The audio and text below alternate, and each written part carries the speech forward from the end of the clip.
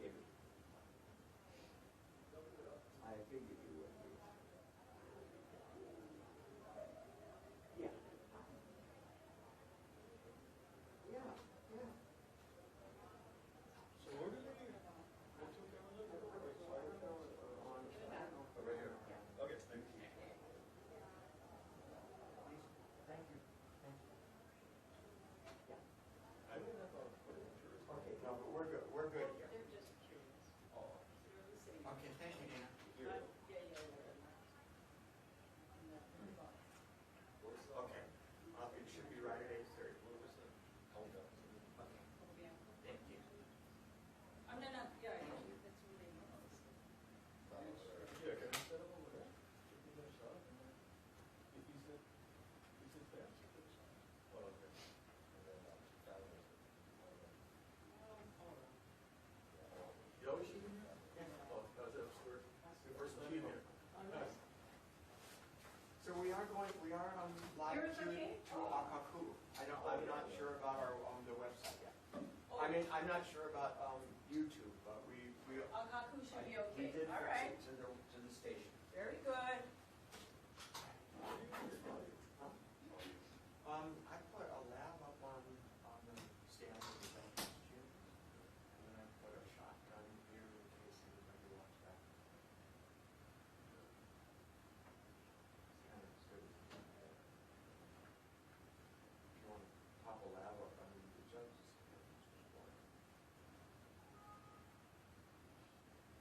and then I just run, unfortunately, my shotgun, I've got to run the XLR over the My cable's long enough. I mean, I can squeeze in here a little bit more if you're so that you can shoot it. There I go. Oh, yeah, I mean, but. And now we don't have to worry so much because the jury's not. So she said Capobianco was in the same here. That's what she said. Well, Check. now that he's a prisoner, that's probably what he said. But he usually sits over there and mention. But now that he's a prisoner, that's where prisoners sit. Come to think of it. No, this is not a good angle. It's a side angle, but I'm mostly on the sentencing from the judge. For the reaction shot, you're not going to get much of it. Oh, he doesn't. But, yeah, that would be the best shot for him. Yeah, but you can't see the judge from here yet. Yep, that's the problem. You can't see the judge from there? No. Okay, the monitors. All depends where he sits. I guess if he moves all the way up, you can. Yeah, but he's kind of not real high up either, so. No, I care more about him than the judge. But even sit, it's okay. The judge will be cool. Oh, we can see the judge on all those computers. Yeah.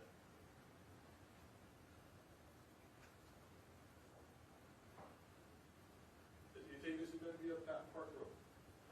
Probably. I wouldn't be surprised.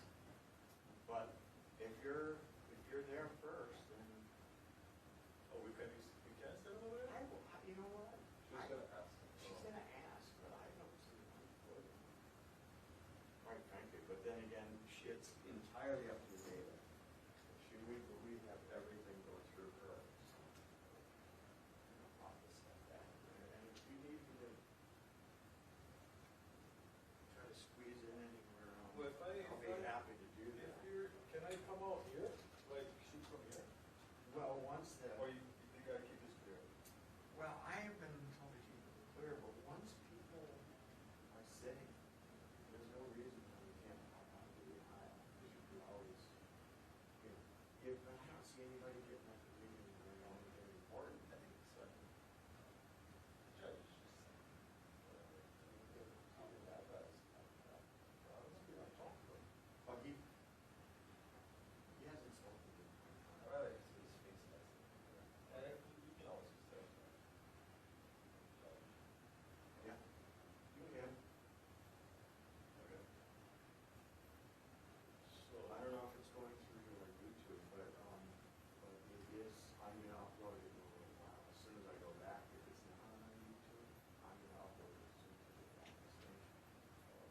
going out to on our own website. Right.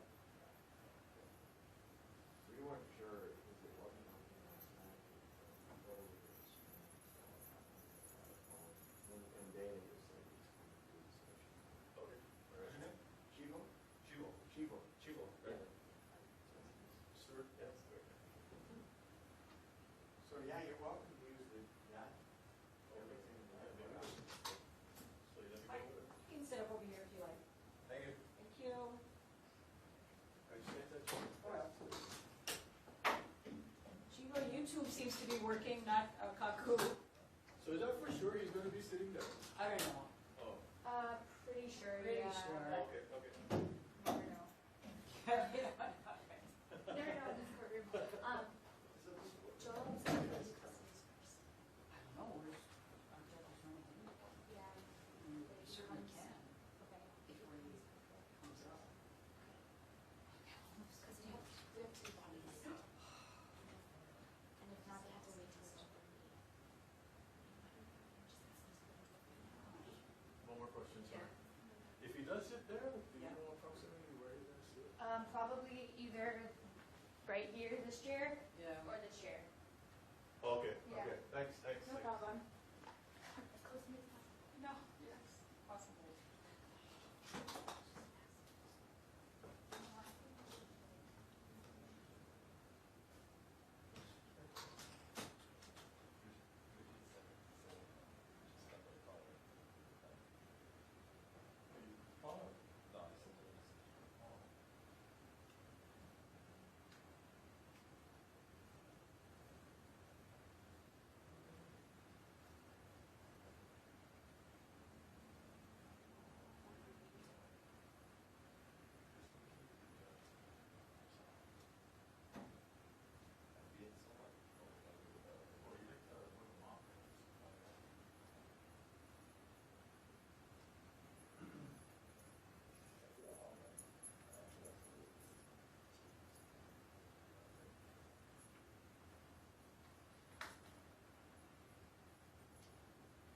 Chief, are you going to stay on that side?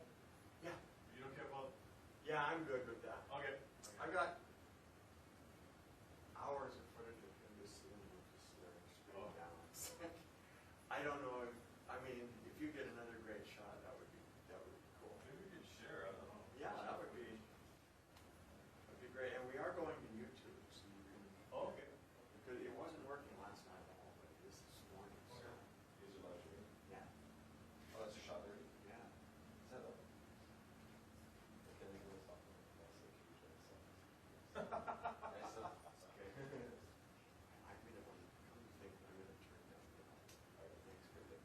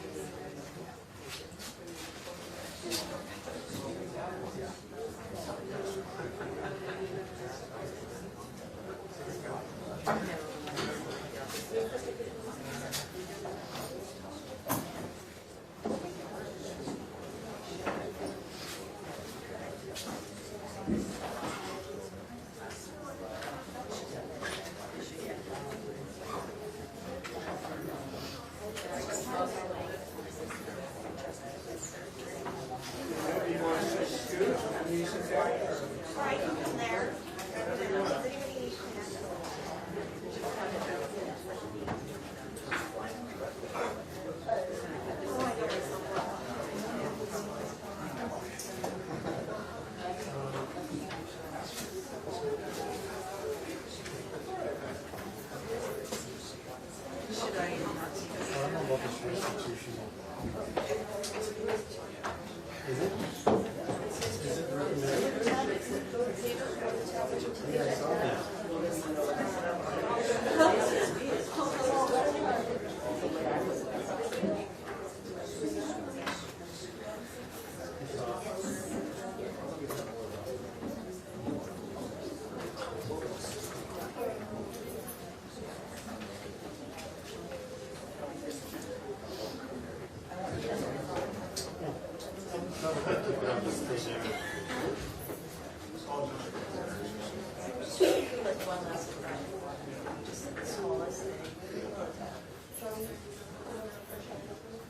Is that MacBook, we have to, if you understand our formulas in there.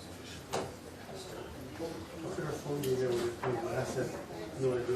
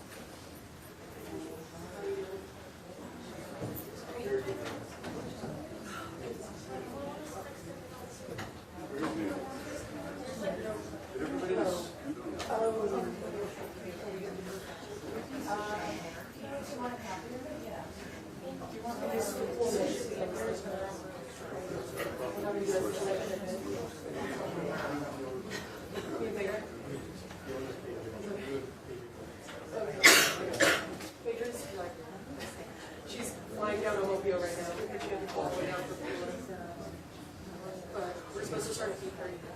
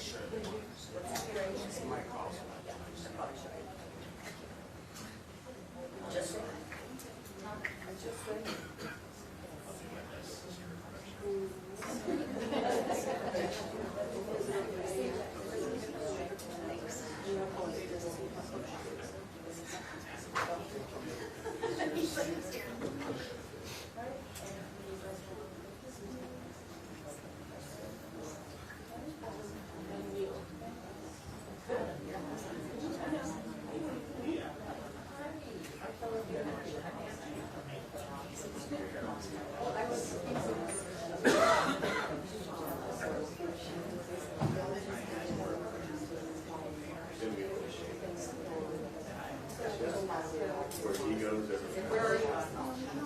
Where he goes. Okay, cool, because they said that they wanted you and I to start.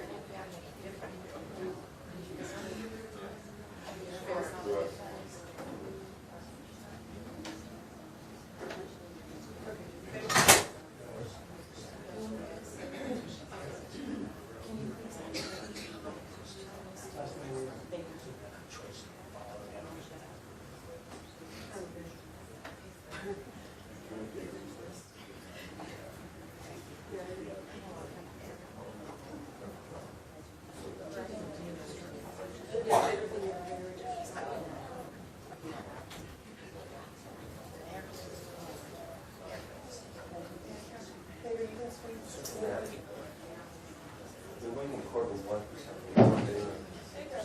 All the different cases, not here to check the status, so I'm just going to tell them something.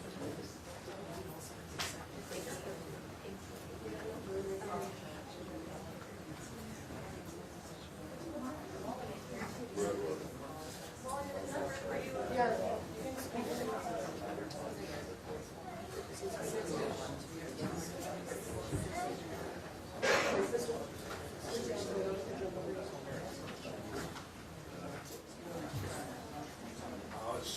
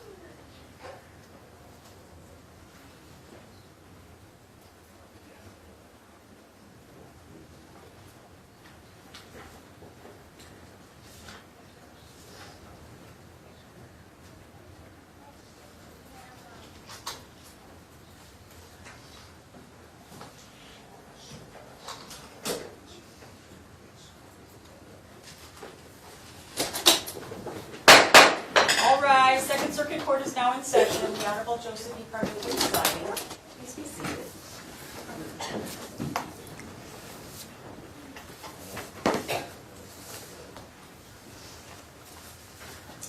All in criminal case 2PC 1610000133, State of Hawaii versus Stephen Capobianco. Good morning. Go ahead. Good morning. The record will reflect the presence of counsel for the parties and the defendant is present. We're here for sentencing. The parties have received the pre-sentence report. The court has reviewed that, and you may proceed. So, are the parties ready to proceed? The state is ready to proceed. Okay.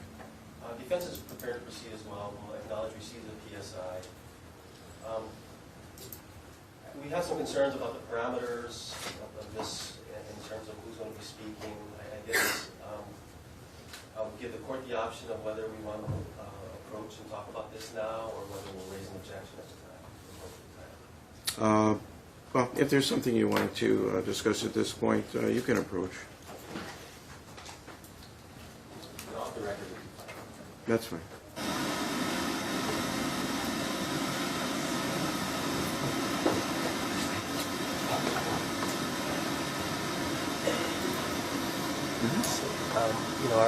Our main concern in terms of today, seeing how packed the courtroom is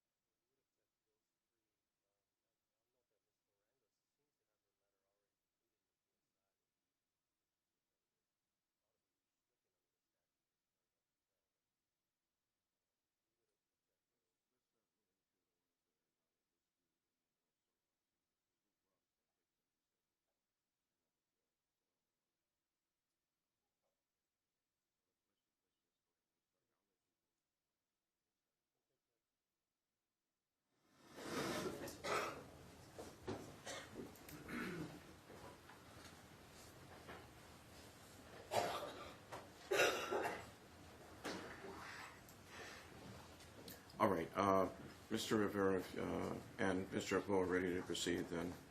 And, all right, very good. Mr. Rivera, you may proceed. Thank you. Your Honor, before the state provides a sentencing recommendation to this court, there are a number of family members and very close family friends who wish to provide or give a statement at this sentencing hearing. And we'd like to start off first by having Fiona Weiss approach the podium. All right, and she may do so. And just for the information for the rest who will be speaking, we'll have you approach the podium, identify who you are, your first and last name, and just come right up here to this podium and make your statement.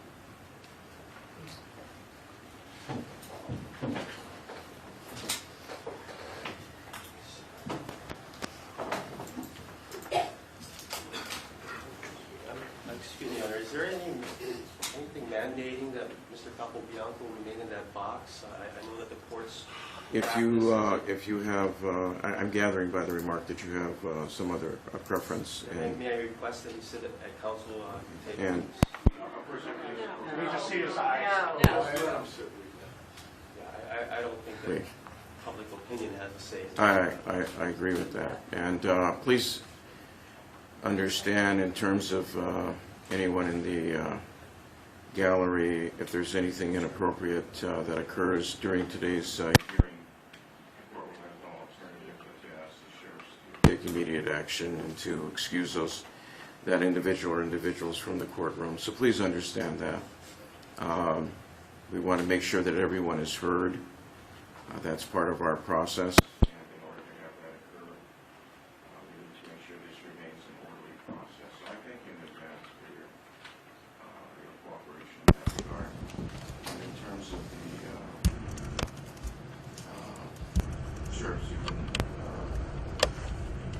courtroom security is your responsibility. So there's been a request.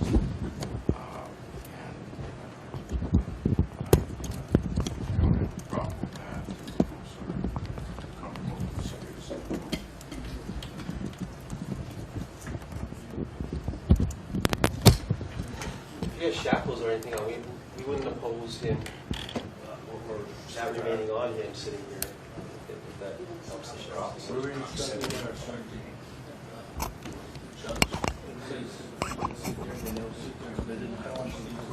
Okay, so Judge says he can sit here. It's okay.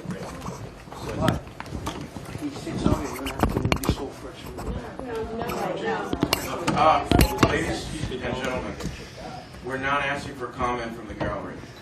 It's just a safety precaution for everyone from past experience. So, Your Honor, I'm not sure if the state, the recommendation from the state is that because people are already seated, why don't you go to that's one of the sheriff's.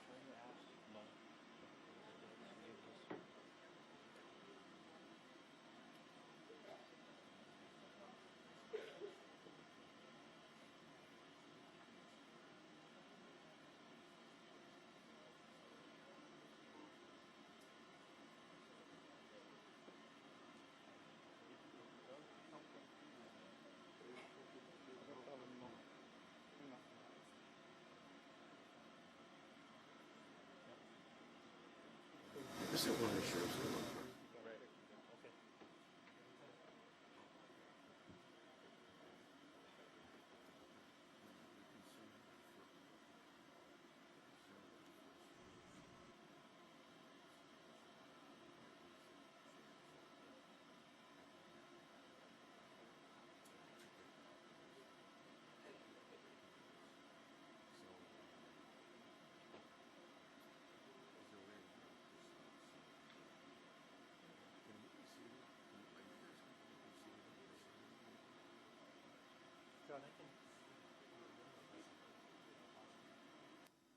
not gonna.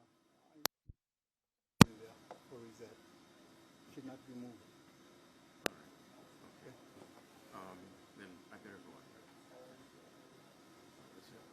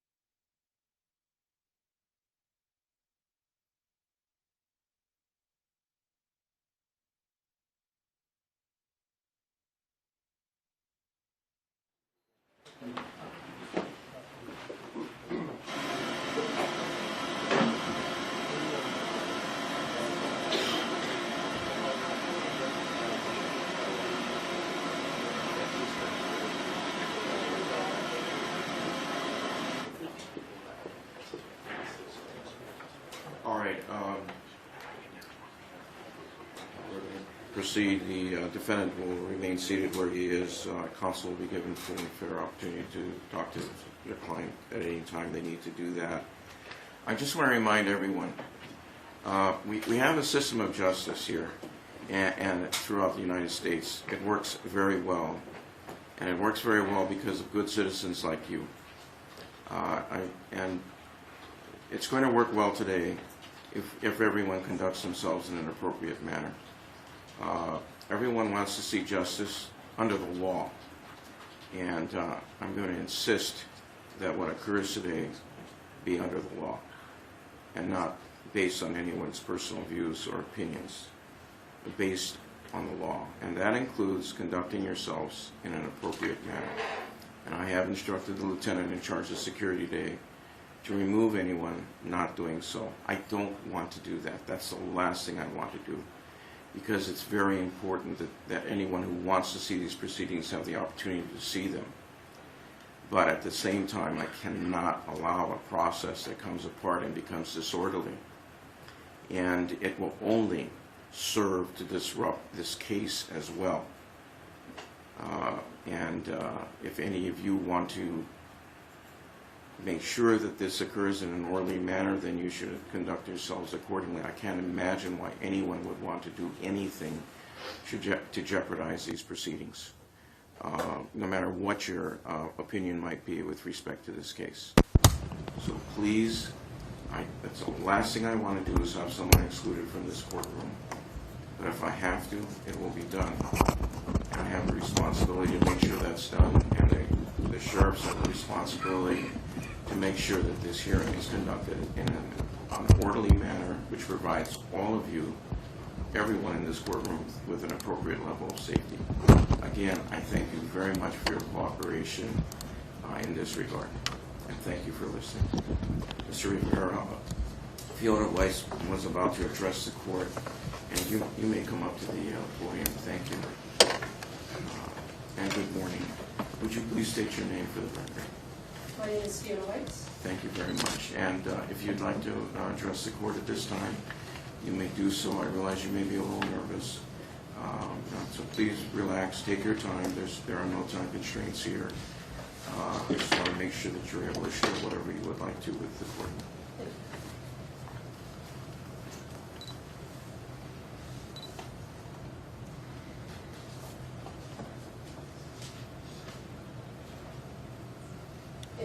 In February of 2014, my sister went missing, and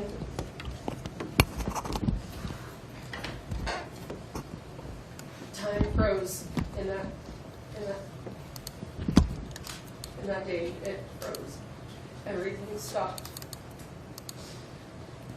I mean, life continued. My sister gave birth to a little baby boy. Should have been born with another little baby boy. And he was raised for the first 2 years of his life knowing some of the worst things he could learn at such a young age. And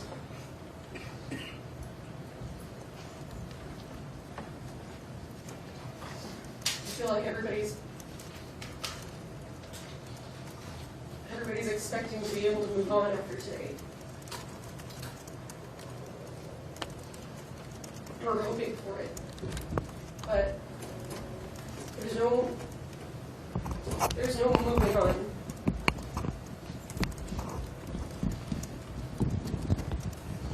We're forever going to think about where and what Charlie would have been doing with the baby boy, what holidays she would have been attending, what birthdays we would have been celebrating with her.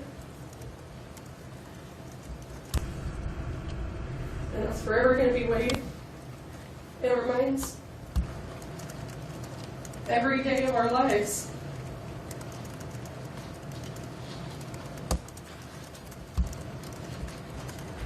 And I wrote down in my statement that I'm sure you and a few others have read, that Charlie was the epitome of forgiveness. She forgave so much, and she loved so much. I even said in that statement that through wishful thinking that I think if she was in a better place, she would have been angry, she would have been so hurt, but she would have found a way to forgive. She would have found a way to forgive Stephen because she loved him so much. But talking to my mother and learning from a mother's point of view, the way you love a child when when you bear a child and when you have a child, how much you love them and what losing them feels like. And in those last few moments Charlie must have had, realizing she was going to lose her child and her life, there's no way she would have forgiven you. There's no way. She loved you so much.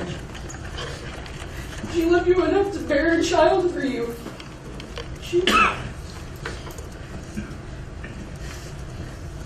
She loved you enough to forgive so much. But that's where she had to have drawn the line. You took a child away from her. You took the one thing she wanted to be. She wanted to be a mom. She wanted to care and love for something and raise something that would have seen her world and seen everything around it, and it's never got to do any of that.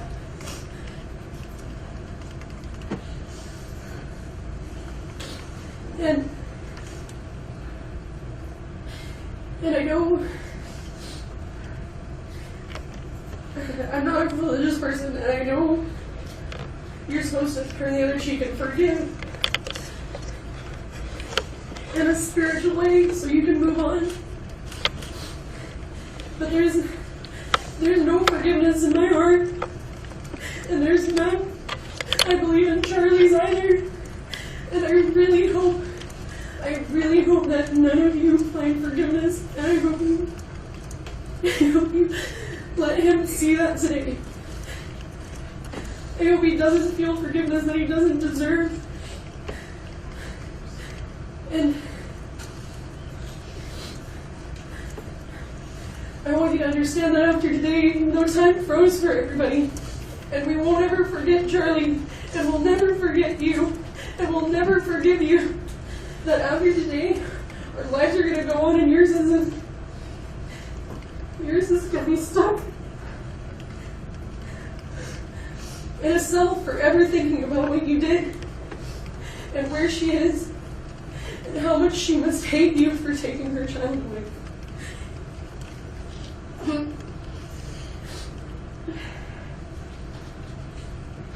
And that's all I have to say. Thank you. Thank you very much. Your Honor, the next question will be just addressed to court followed by John.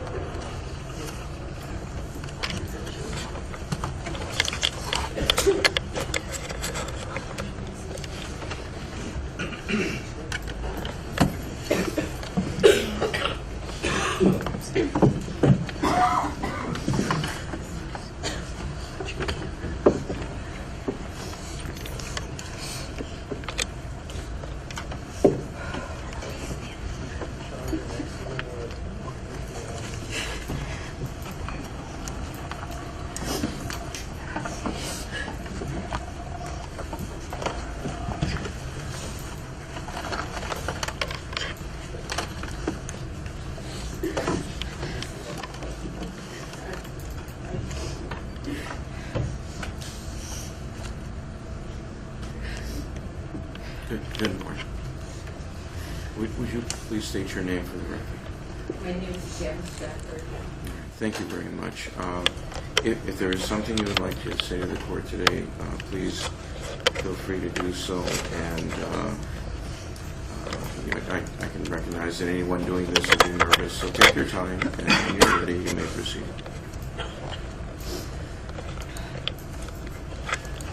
You don't know me. I'm Charlie's aunt, Aunt Pam. I've come from California for my chances to help you, to tell you something. I know you don't care, and I know you don't feel, but I will tell you anyway. Charlie, Brooke, and my kids grew up together, and we have a lot of great memories of those days when we were little children. And I want you to know that you have taken someone very dear to my heart away from me forever. I will never again see her cheerful smile or hear her Charlie laugh or experience her kindness as she says, "I love you, Aunt Pam." I'll never cuddle her unborn son Joshua or watch him grow. These are the facts I live with, as abhorrent as they are. There are many things that still bother me about this whole process. And I came to say in general to whomever this applies that during the trial, I was deeply affected by some of the things that happened. I don't know if this is the appropriate place to say it, but I think some really inappropriate things were said to some of the very youngest witnesses. I don't know if it was intimidation or normal judicial process. I don't know. But it's inexcusable to my sense of right and wrong. And the laughing and giggling during the court that I witnessed seemed unprofessional. But I don't know. I'm new to this type of a situation. Maybe it's standard operating procedure, but it's not for me to say, but I can't help wondering about that. And the whole thing with the unicorns. I know that that has nothing to do with you. I don't get it. It was just something that Charlie loved. It was a sense of, it was the symbol of a unicorn is innocence and purity and childhood.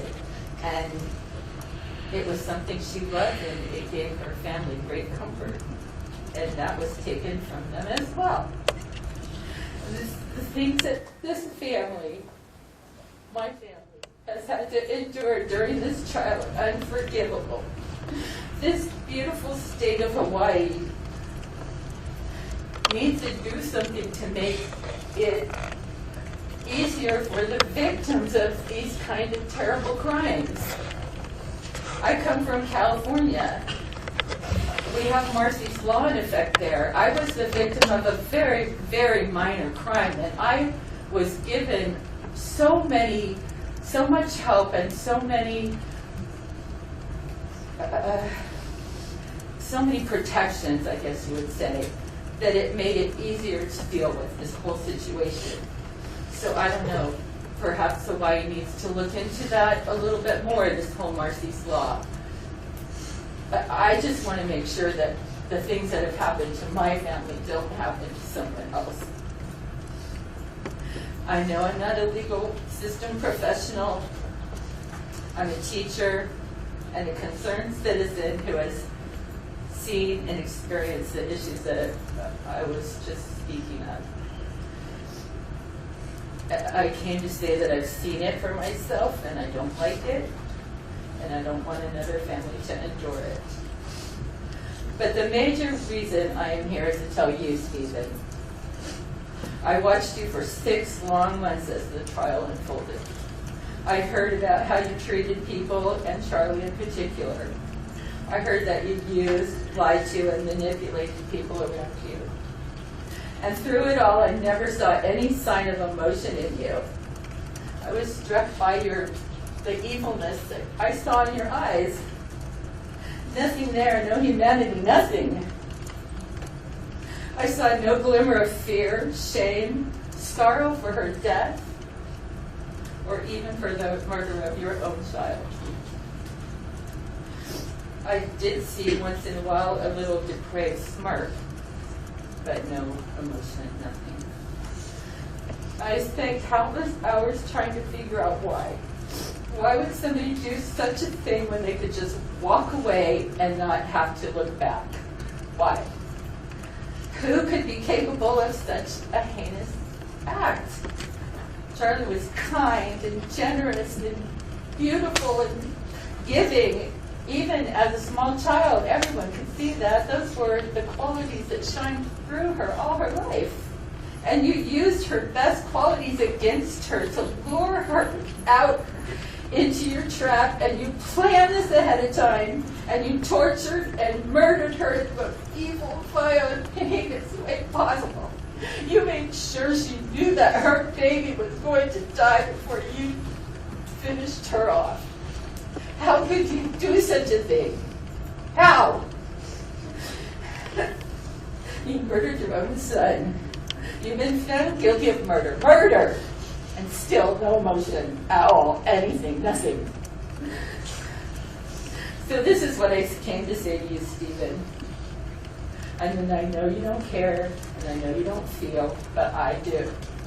And I am saying this to you from me and my children, Charlie's cousins, who wanted to tell you but couldn't be here. We hope you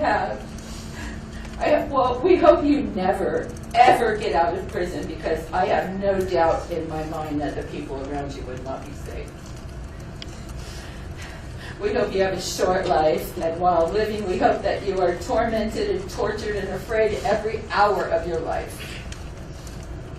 And that really is not even enough punishment for the things that you have done to Charlie, the baby, and the family. You are the most evil, manipulative, and cowardly excuse for a man that I've ever known. Thank you very much.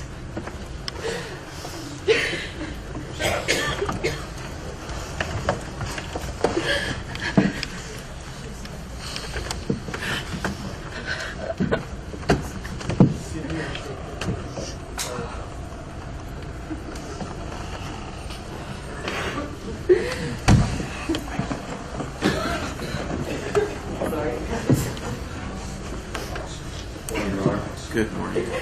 John Dipkin.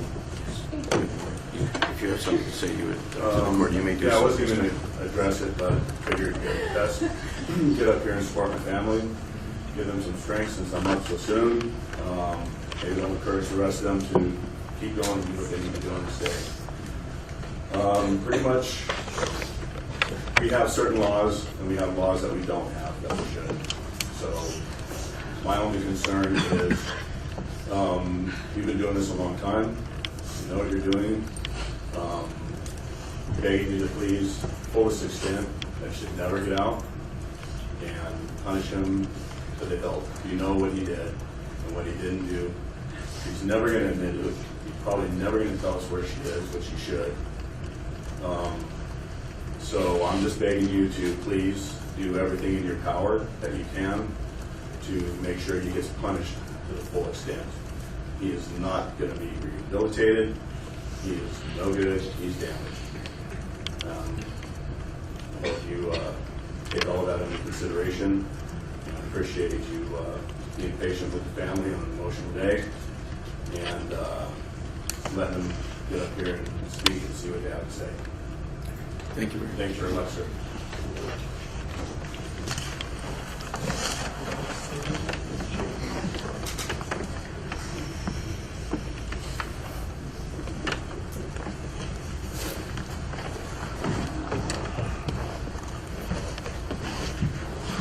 Good morning.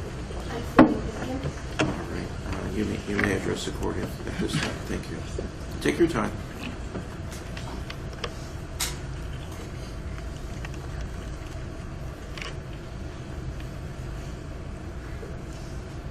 I'm trying for the last 3 years to think of what I'm going to say to you. I still don't really know what to say to you.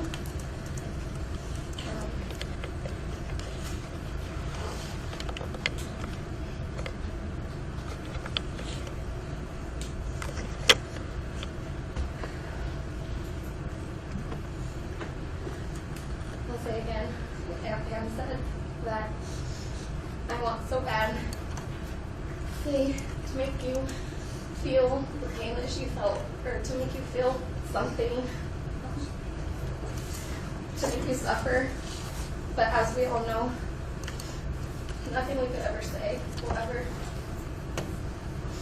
make you feel anything.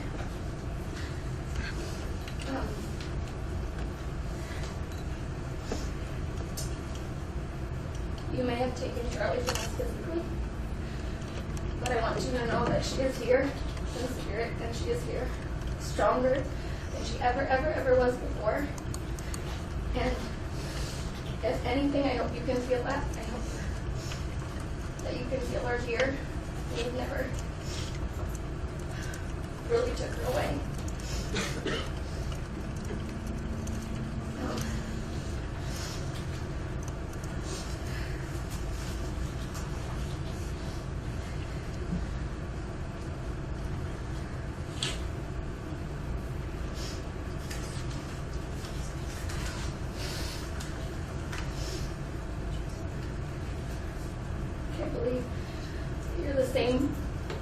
I'm looking at you now, the same person that I knew in elementary school. And that you would so many years later hurt us all so bad.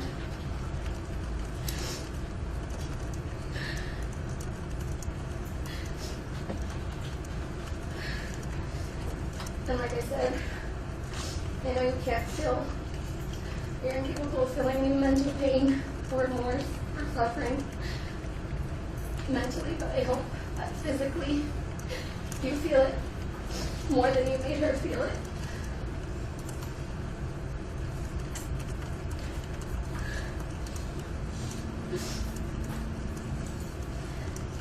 Where is she, Stephen?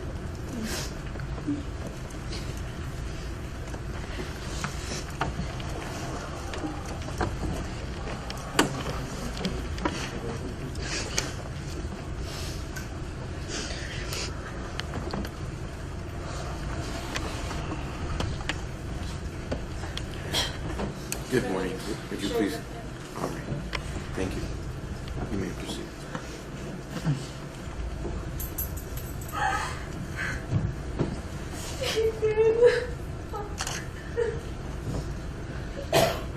I didn't prepare anything to say.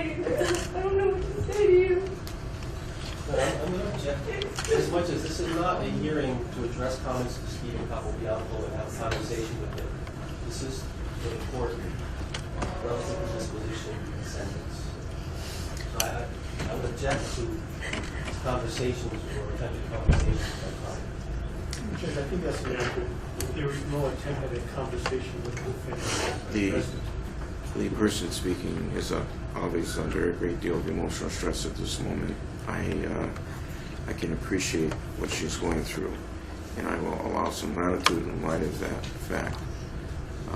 And I'll allow her to gather herself, because it's a very difficult process for her. Take your time, and there's no rush here.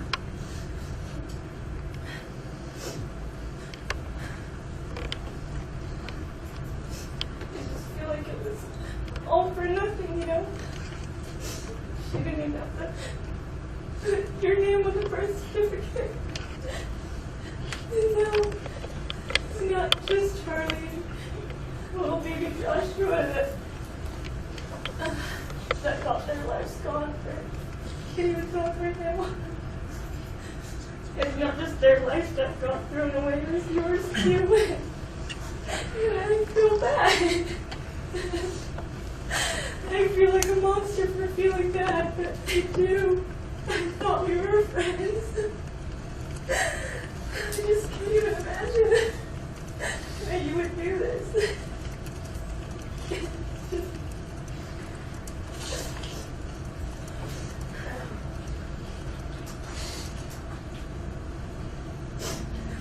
I really don't have anything to say.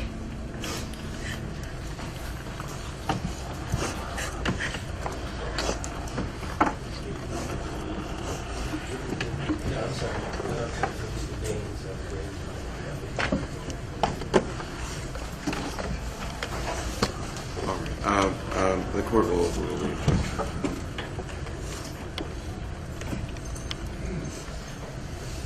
objection. And good morning. Would you please state your name for the record? Gaines.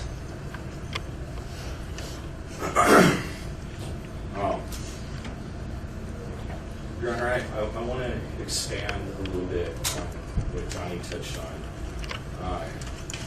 I knew Stephen well. I considered him to be family to me, one of my closest friends. There was always a darkness inside of him that myself and I know many others saw and hoped that maybe the good around him could help sort of ease that or not allow it to expand, or maybe with age it would dissipate. Obviously we were all wrong. I believe, as I think anybody that has been around this and understands what this monster did, that he is absolutely dangerous to this community or any other community that he is placed in. Please, I beg you, please, throw the book at him. Lock him up until he sees no sunshine ever again, for the safety of this community and any other community that he might ever be able to enter into. Justice deserves that. Charlie and Joshua deserve that. The way that he committed this is so disgusting that I truly, with all of my heart, believe that he never deserved to see the light of day again. And that's coming from someone that used to really care about Stephen. When I met him, I knew he was troubled, but I saw something inside him beyond his darkness that I thought maybe, just maybe, I could help him find. I was wrong. There's nothing good or decent inside of him.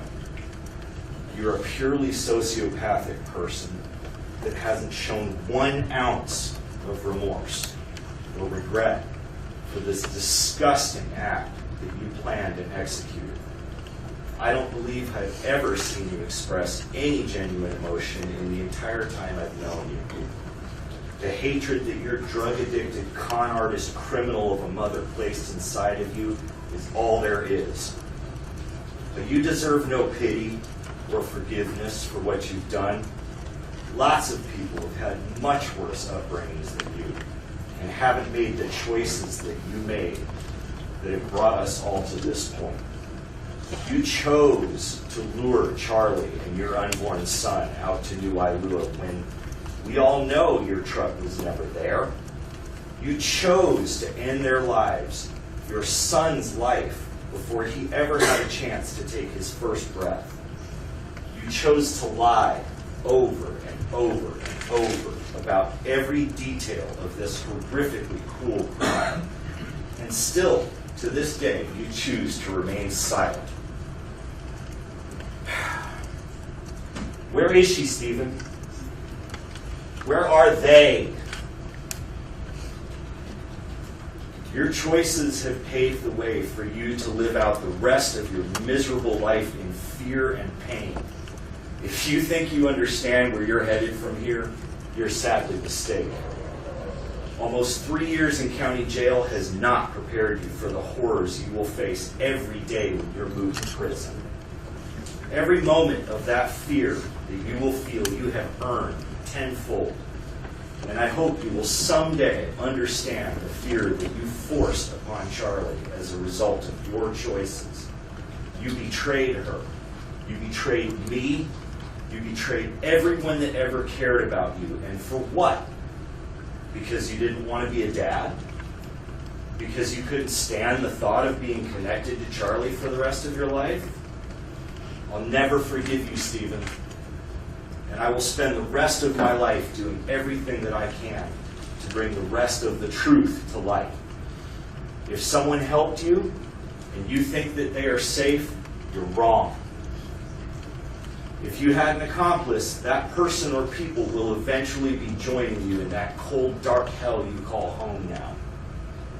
On the day you die, my hatred will go with you, whether that be a month from now, a year from now, or as I hope, many, many years from now, because you deserve to suffer. That's my hope for you.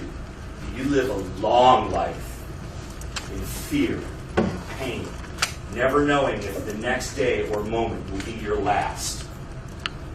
You may think that you destroyed me and us. Once again, you're wrong. I have a good life. Our lives are going to continue. Yours is over. You failed. We're stronger than you thought, and I know how badly you wanted to hurt all of us once you realized what you had done, or once we realized what you had done, but you failed. If you have the tiniest sliver of decency left in your cold black heart, for once in your pathetic life, tell us where they are. What did you do with them, Stephen? Where are they? I will never understand why you did this, and I'm grateful for that, because to understand it, I would have to be as sick and twisted as you are. Rot in hell, you bastard. state the one that we previously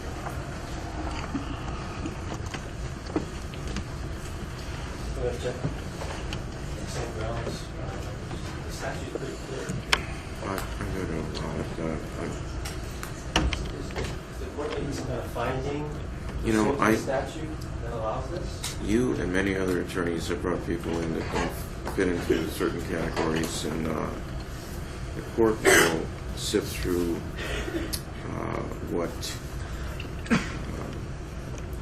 is appropriately to be considered by the court, and I will give the family, through those that are close to them, the opportunity to address the court. All right. Would you please state your name for the record? Kathleen LaRonda. Thank you. You may proceed. February 9th, 2014. Prior to that day, I had no idea who Stephen Capobianco was. Prior to that day, I didn't even know you existed. I wish to God I didn't now. February 9th, 2014. You seduced her one last time. You don't get to take her life and her son's, then walk away from the destruction you selfishly spewed upon her mother, her father, her sisters, and all who loved her, and love her, and all those that came to love her son.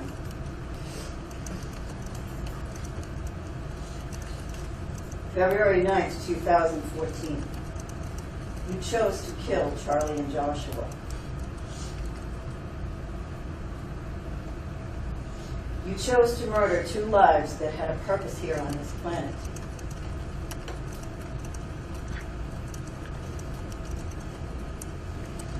You chose to destroy that bond.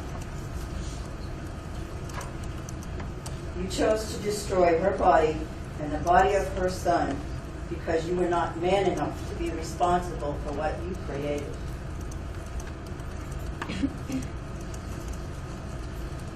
You thought by killing them, every cell of their being would cease to exist. What you weren't counting on was Charlie and Joshua will be remembered for all eternity. She will be remembered in the minds and hearts of her family and all who love her. She will be remembered in every courtroom in this country and elsewhere in the world. I know that.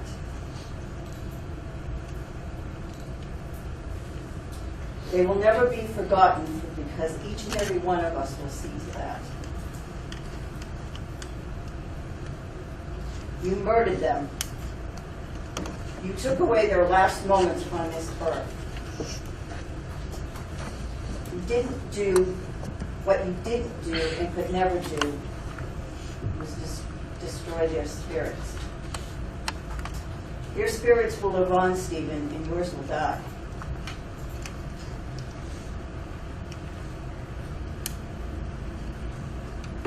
Your spirits will live on, and she will still be the light she was for so many before you selfishly killed her and took the life of an innocent soul, her son. February 9th, 2014. Only you know the events of the horror you inflicted. Only you know. Only you know when she took her last breath and that of her son. Charlie's only mistake was in loving you, and you used her love for your own selfish ego.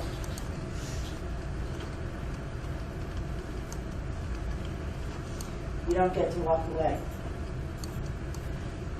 You don't get to walk away.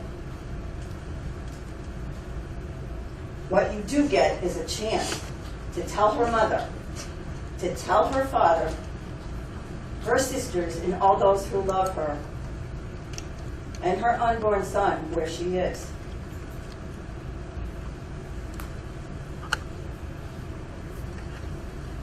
You have one last chance to save your own soul for the horrific actions that you chose to commit. By destroying her flesh and that of her baby's flesh. You, Stephen, stole your own life. And like them, you don't ever get that back again.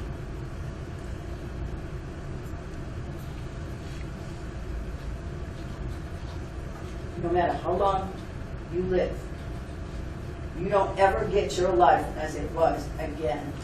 Think long and hard about that one.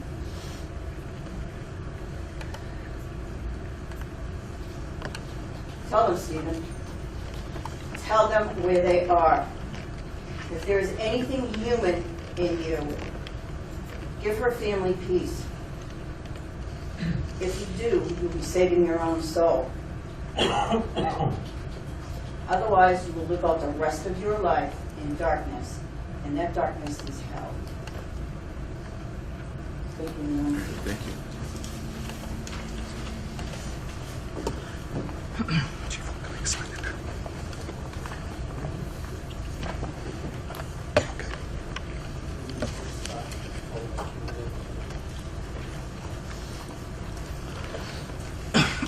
Good morning. Please state your name for the record. My name is Brittany Baker, and I am Charlie Scott's friend. Is the same objection? And respectfully, in the court's view, the statutes in question give a right to certain individuals to address the court, but in the court's view does not remove the court's discretion and the ability to allow others to speak. So I am going to allow her to speak. You may proceed. I am Charlie Scott's friend, and I speak for many. I speak for her friends all around the world who can't be here today, and her friends who are too soft-hearted to sit in the same courtroom as him, as her murderer. Charlie was an amazing human being. She was full of love and light, and that monster murdered her. He was proven guilty beyond a reasonable doubt. We know for a fact that he murdered her and her unborn child. Words cannot explain the severe impact that this has had on all of our lives. The reality check that you receive when you realize you're searching for your pregnant friend's body is shattering. The loss of a friend is heartbreaking. I've lost friends before, but this is different. This wasn't an accident. This man deliberately took their lives. There will be no more birthdays, no more celebrations, no more driving with Charlie and her forerunner, with Nala and Zoe, watching her throw her head back and laugh with her hair in curlers. No more hugs full of love, and no more nights of her contagious laughter. Our family is forever broken. This man lied to my face. Afterwards, he lied to us, he misled us on the searches. I asked him, I told him, we don't want to believe our friend did this, and he lied. I'm withdrawn for the past three and a half years. I relived the sheer terror of what she went through as he was stabbing her unborn child. And the fear as she was realizing that she was not only going to lose her life, but baby Joshua's life as well. I trust no one. I find it hard to do daily things that used to be easy for me. Because I lived with this stranger beside me. For how many years? I trusted him. I was alone with him.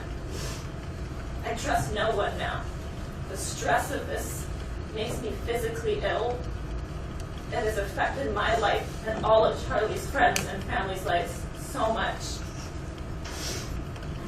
Not only have we all had to have help for this with therapy, things like that, and the last thing that we care about is financial and things like that, but yes, we have all lost years of our lives to be here and support Charlie for this. So I beg you, please, sentence him with the harshest penalty that Hawaii state law allows. Because why should this man walk free when for the rest of our lives we won't be free? Why wake up every morning and relive the pain of losing my pregnant friend. Why should he be free when Charlie and Joshua will never be free?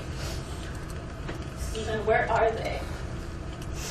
I hope you have fun in jail for the rest of your life. That's all. Thank you. Thank you.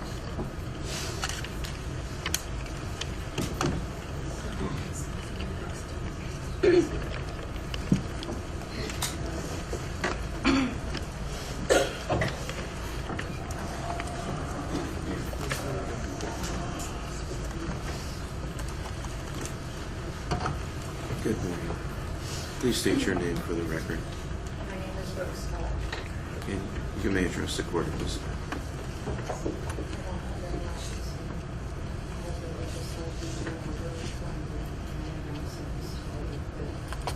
Whatever you sentence me to, there's also the sentence that my family is getting. And if he gets anything less than life without parole, then we have to see him again or fight again to keep him in people's homes. I don't think that that's justice. Please just remember, it's a bit my family's been sentenced to it too. Just as much as he is. There's another person.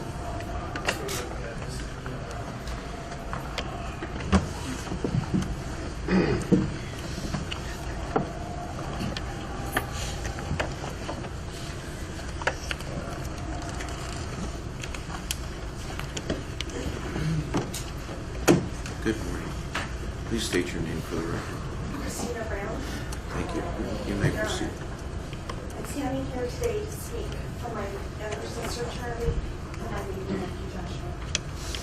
The one that I will never get to hold. I know that you, prosecution, as well as the defense, never had to get to meeting Charlie. And that is a true tragedy in itself. Charlie, my younger sister, cared the most and carried the most love around with her. Anywhere she went, she always wanted to help others. One of the things I love about Charlie is that she was accepting to all. She loved everyone with her whole heart. No questions, no expectations. Just kindness and love. Charlie was always caring, considerate, going over and above and beyond for everyone. She loved.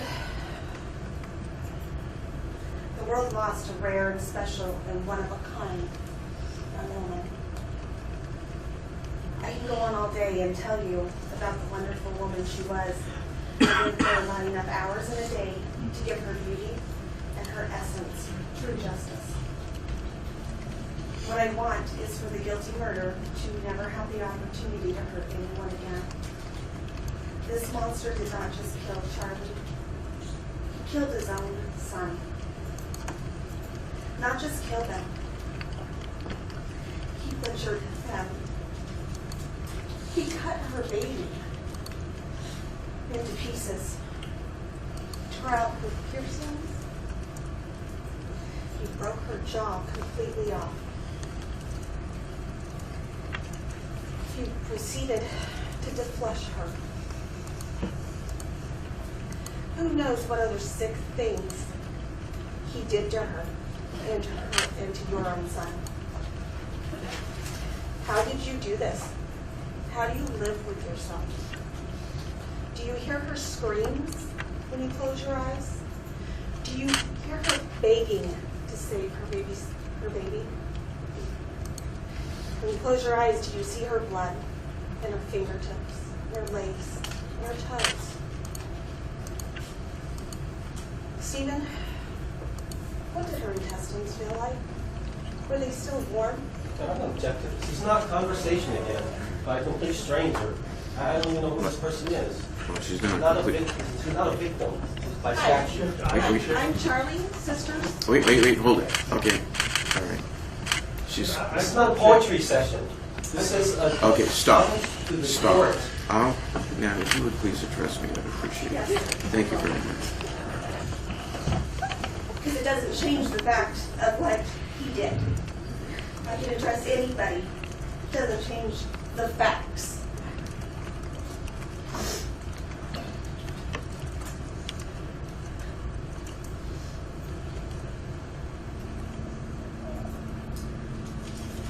wonder, did baby Joshua fit in the palm of his hand? Or was he in too many pieces by the time he was done stabbing them both? Does he think killing her would have made him a man? Well, I may never know all of the details of Charlie and baby Joshua's heinous, cruel, atrocious, and unspeakable death. What I know, along with the rest of the world, is that he is a coward and nothing more. I also know that he will never understand how it feels to love. He will never have someone who unconditionally loved. He will never have someone who unconditionally loved him like Charlie did. I am proud of my sister Charlie. She finally saw past him. She finally put her wants before him. Charlie chose baby Joshua over him. And that is what he couldn't handle. May his dreams haunt him for the rest of his pathetic life.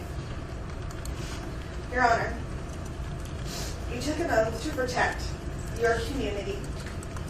So I ask on the behalf of Charlie, baby Joshua, my family, Charlie's friends, and all of Maui, to please make sure he is never allowed to walk free again. Thank you for taking it into consideration. Thank you.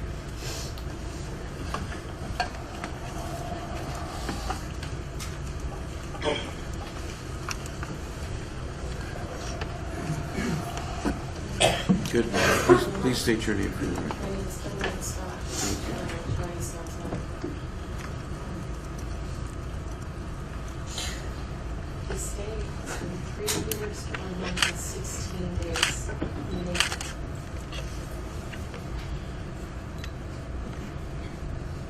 He's his name is the child.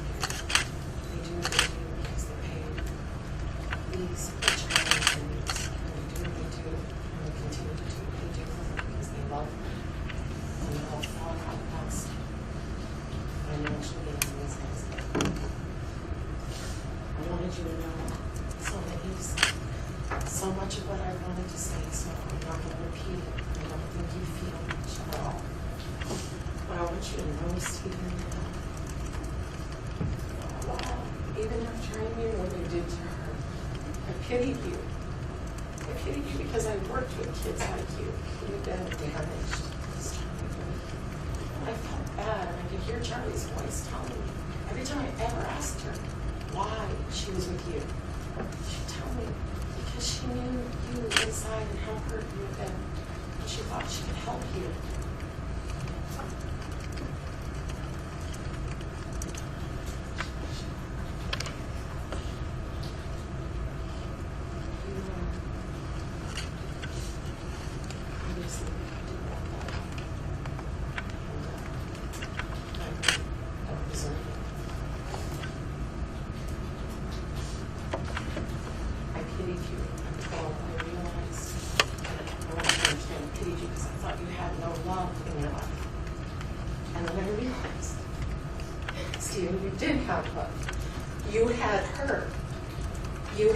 And you know what you did with that love?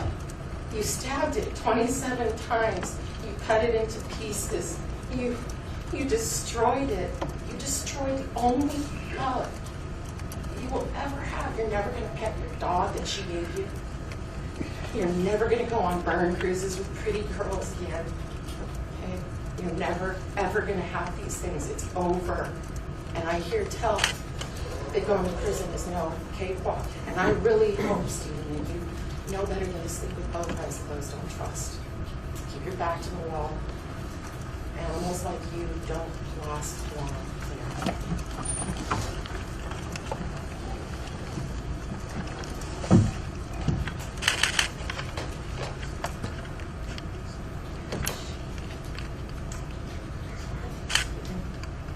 Give her back. decent thing and give her back. Just give her back. Because Adam's right. We will keep going. We will keep going. If there was anyone else involved, anything else,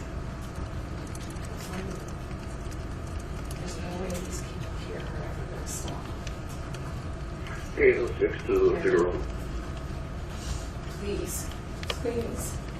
He showed no mercy to my child. He showed no mercy to his own. Don't.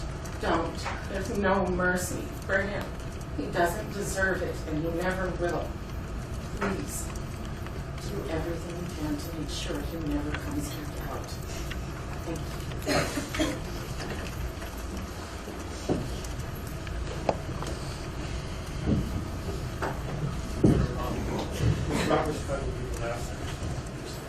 All right.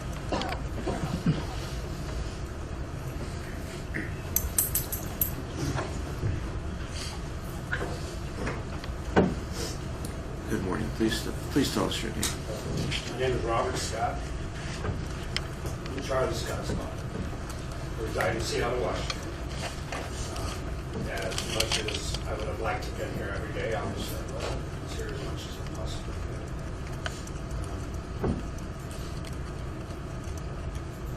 I had not much to add as far as how myself and my family have been affected by this loss of my daughter, by Stephen's killing of my daughter. What I think I wanted to speak on is that I'm relying on the courts, on you, Judge, the system, everybody here to provide justice. Through my life journey, I've worked hard to, one of my primary goals and challenges has been to free myself of anger, free myself of hate. It's a journey. It takes work. It takes developing some kind of faith in something else so that I don't have to carry that hate or take out corrective actions against people. Hopefully there's a government and a justice system that will do that for me. Kind of in our society, retribution is kind of a bad thing. It's like, we're not supposed to want vengeance. I do. And I believe that that is your job, to provide that for us.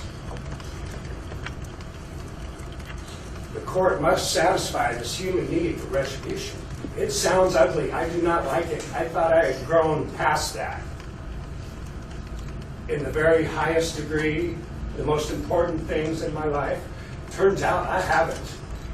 Turns out it's an innate human characteristic in me. It's very strong. If the courts, the justice system does not provide this, who will? Of course, the citizenry will themselves. Maybe in ancient times, that's how it happened.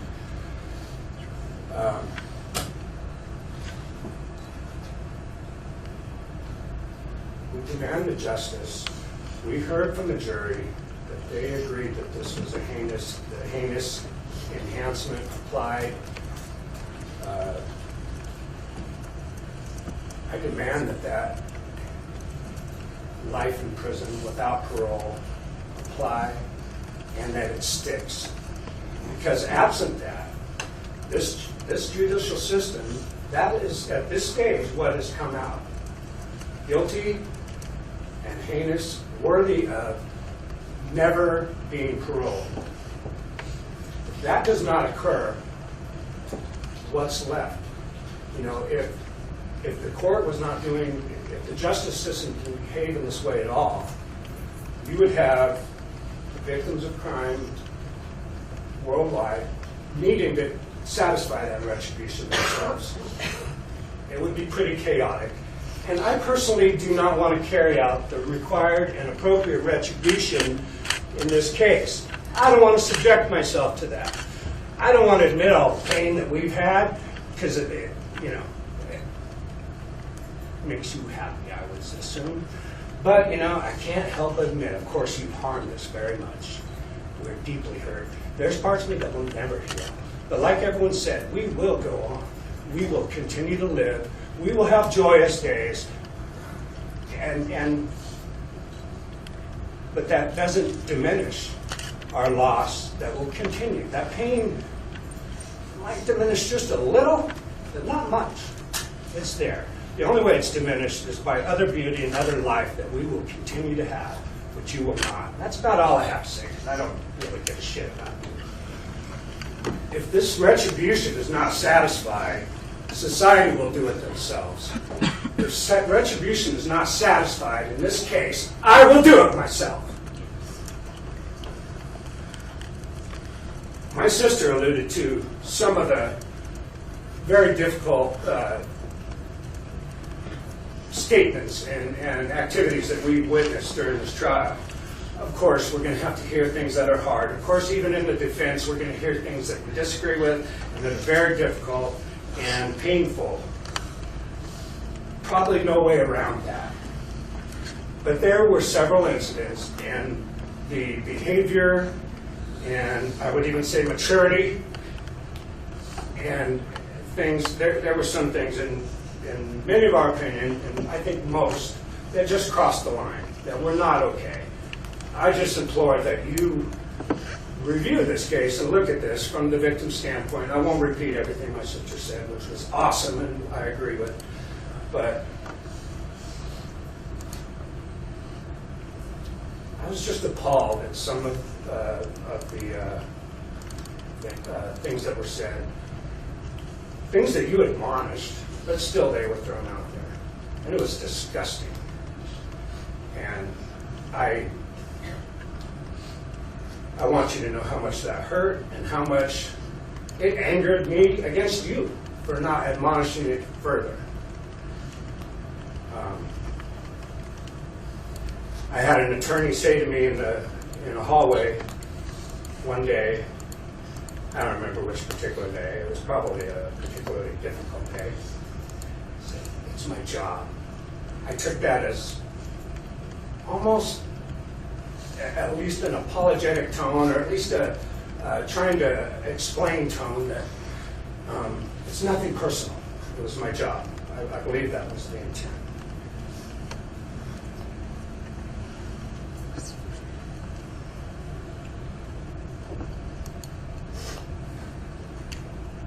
I understand the job, and especially the job would not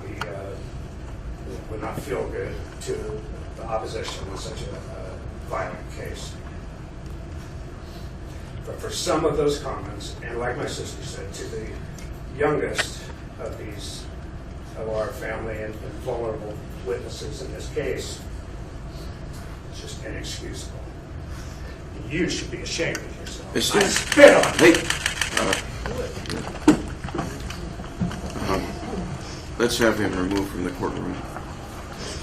That's inappropriate. Okay.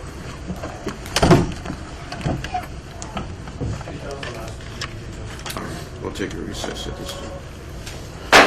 Recess.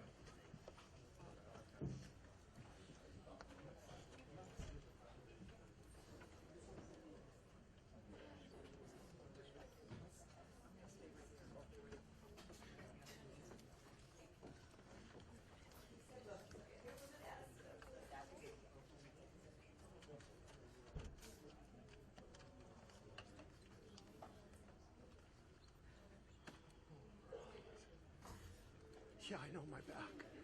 Oh. It's hard, isn't it? Man, yeah, I'm kind of Thanks for letting me squeeze in. I'm gonna go put a couple quarters in the meter. If you get a good price. Yeah. Here. Do you have amen? Got a cord? I got it. I know.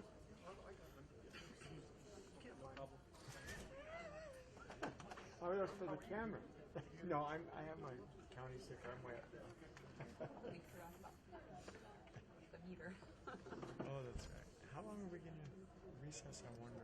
He probably did 15? that so that people could fill their meters. He's really conscious. He is very good about that, yeah. Hey, Chico, can you grab that camera? Yeah? You don't want me to just watch it? I don't know. I'm not leaving you.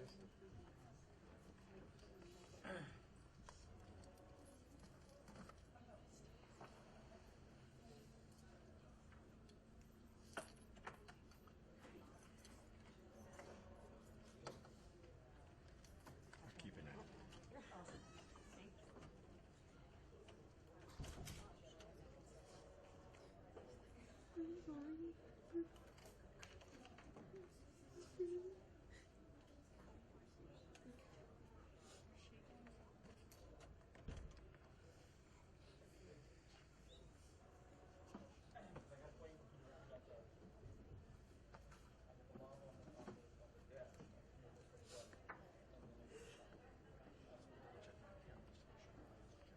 My battery's good. It should be. Double check this.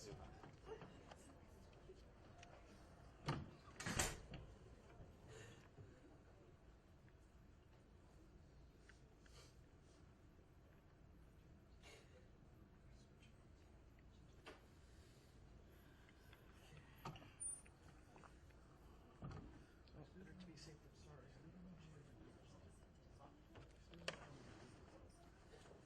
Should be able to. You put a card in. I can put a card here and I can dump it over. Double A's. Stand by.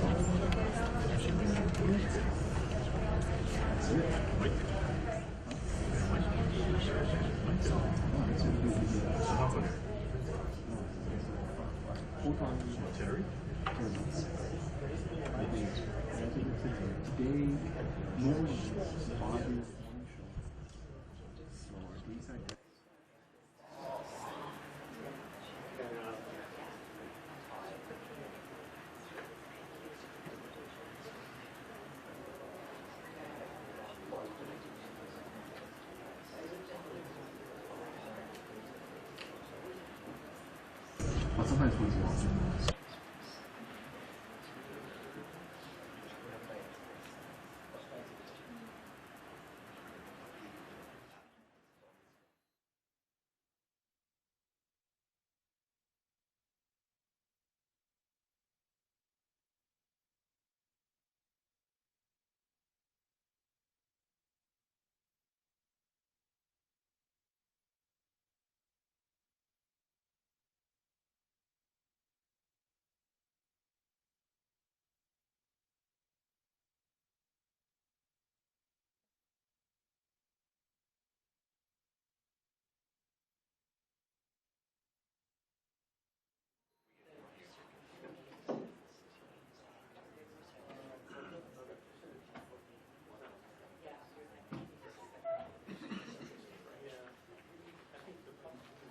1, 2, 3, 4.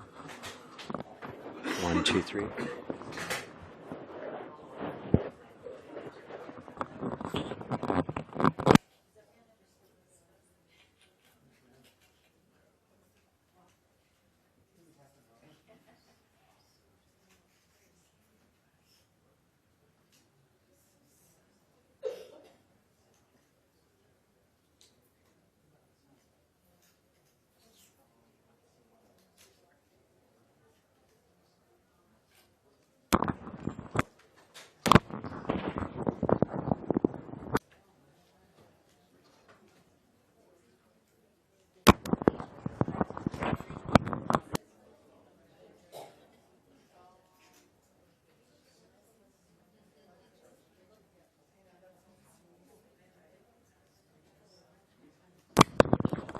One, two, three, 4. 1, 2, no, no. 1, 2, 3, no.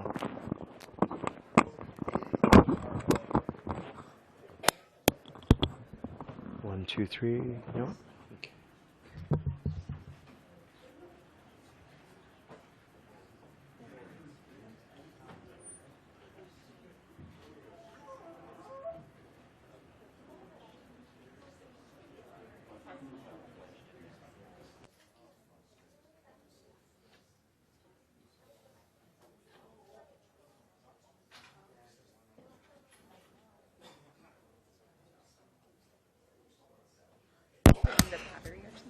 No, it's just the only one that's working. Aside from this, the only one that's working is the lab up by the judges. You can hear the judge. The lab is good.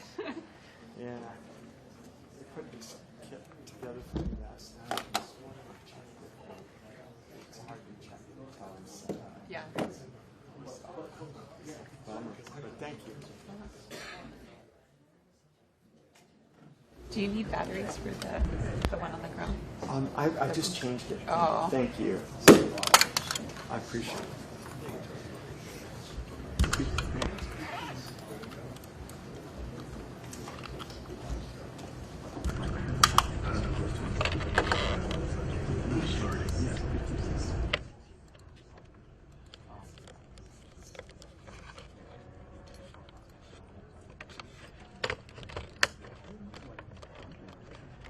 So when the contract is set up, that it's got to be used. So she's just the ultra substantial money is in the first place. So the same thing is, it's almost like he's conditioning the rules to include. Yeah. I should. Usually I set it all up myself. Last night it was. So, it's my fault.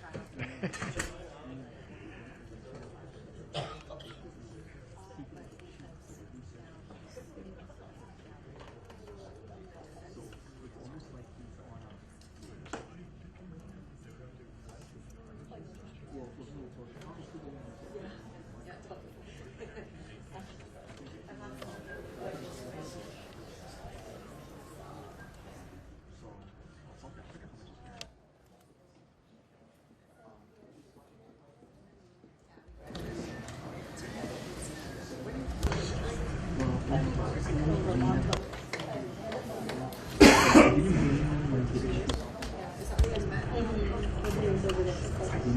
are you serious? Or is it like one just one?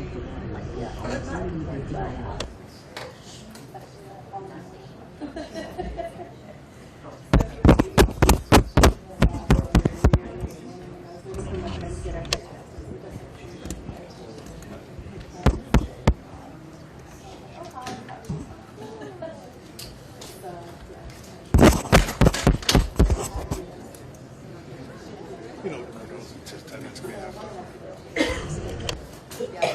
How many textures?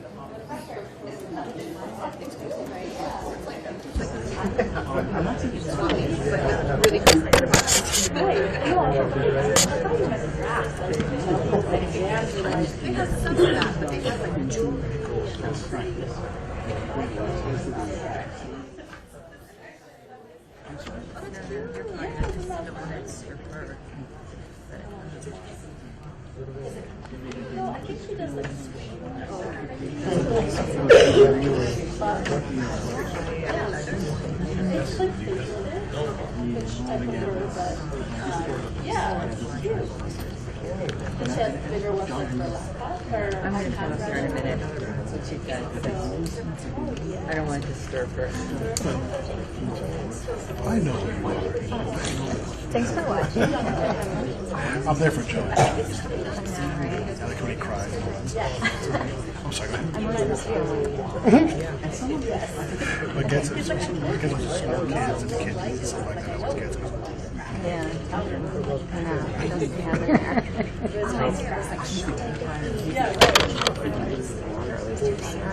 No.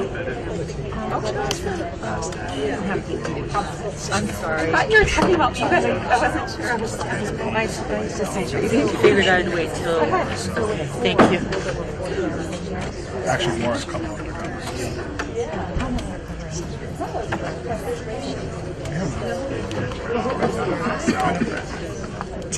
Sorry. More than four? Yes. No. I see it. See what's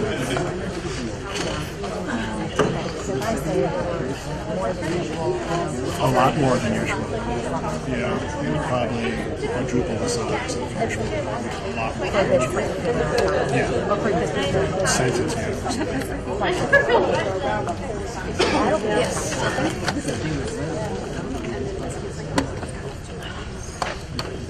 I'm really interested. Yeah. So am I.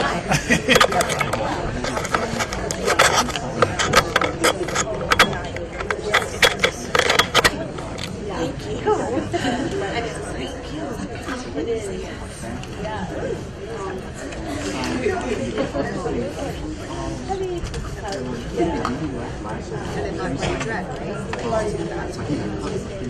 Right, exactly. I mean, there's a line.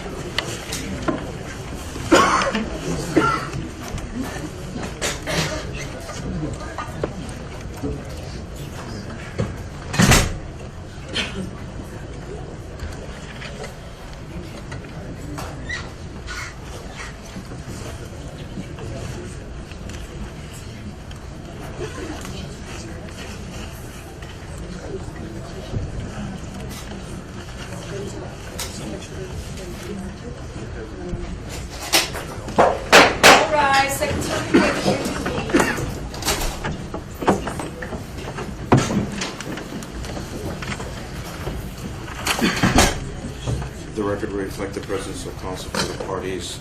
The defendant is present. And Mr. Rivera, you may proceed.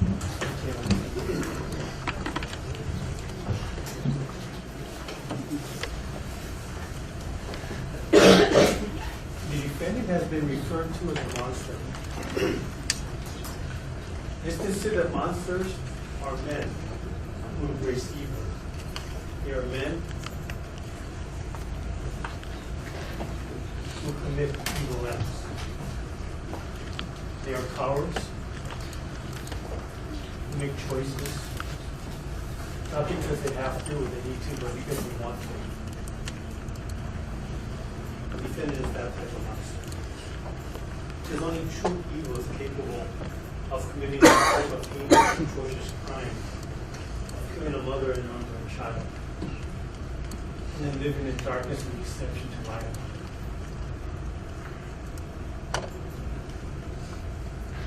The state agrees with so many of the comments that were made. In fact, my comments will be brief because there's no way that the state can be as eloquent and as articulate as Charlie Scott's family and friends who addressed the court and the defendant. He spoke from the heart. They spoke the truth. They spoke from their pain.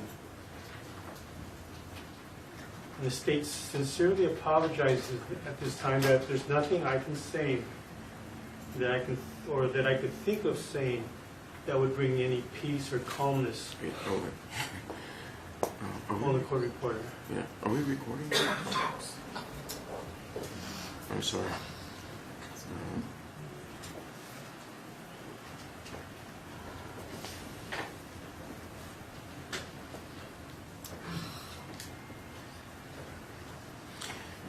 I thought we were on jazz. We'll have to get that corrected. We are.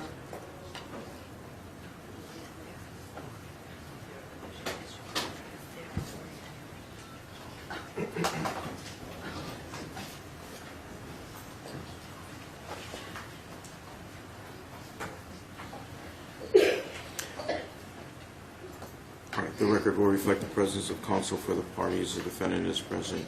Mr. Rivera, you may proceed. I think you should, because I'm not sure about any recordings, so I think you should say exactly what you have to say from the beginning.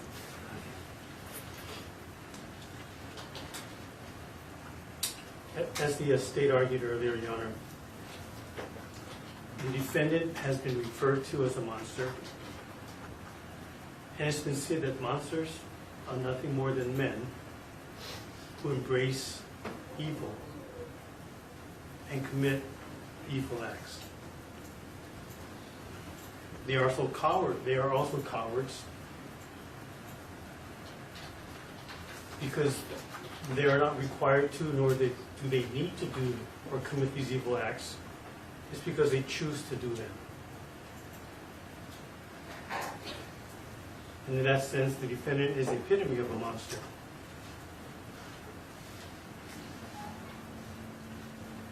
As I stated earlier, the state sincerely apologizes to the family and friends of Charlie Scott, those who spoke earlier, those who are acquainted with this case, and those who have witnessed much of the trial. The state apologizes because there really is nothing I feel that I can say that would provide comfort or console them or provide peace. The state also acknowledges that I could not be as articulate and as eloquent as those who have spoken and addressed the court this morning, as well as the defendant. They spoke from the heart. They spoke the truth. And they spoke from their pain.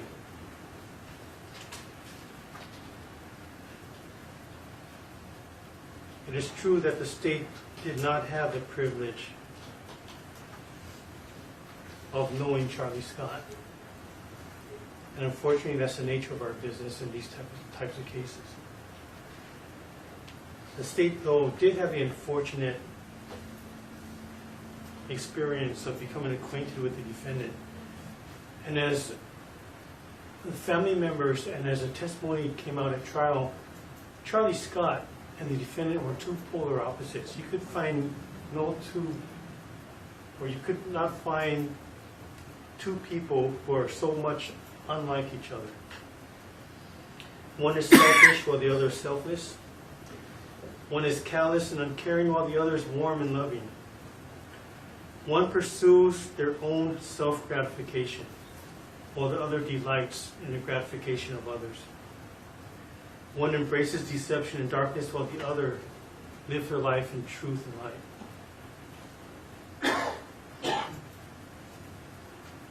Again, it's unfortunate that the state will not have the pleasure of meeting the latter person. This person who is selfless, warm, loving, delights in the gratification of others, who operates in truth and light.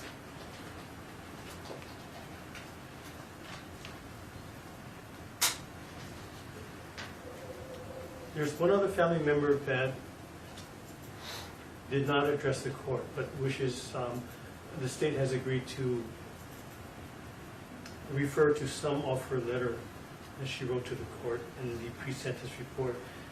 And this was Charlie Scott's closest, and I say this with no disrespect or in no ways to, I guess, lessen the relationship with their other sisters. But this comes from Phaedra Weiss, who spent so much of her time with Charlie. In fact, they were said to have been inseparable. And Phaedra states in her letter, "When I found her clothes and blanket covered in maggots, all I could think was she was left alone out in a cold, unfamiliar place to feel the last fighting kicks of Joshua Aiden, knowing she couldn't do anything to save the one guy she was going to love more than the man who left her out there to die. Every day this thought kills me. I can't go out to the east side without thinking about what Charlie last saw, what her last words were, what her last thoughts were. I was 16 when I found my sister's clothes and bloody blanket that had the smell of death, soaked into every stitch. Ever since, my life has been a morbid roller coaster, and my best friend isn't even there to help me through it." And she closes by saying, "The best way to explain my pain is that I was always the quiet one out of all my sisters, and in these past few years, I have had to say more about those dark, blurry days than I was ever able to say I love you to Charlie." Signed respectfully, Phaedra Weiss.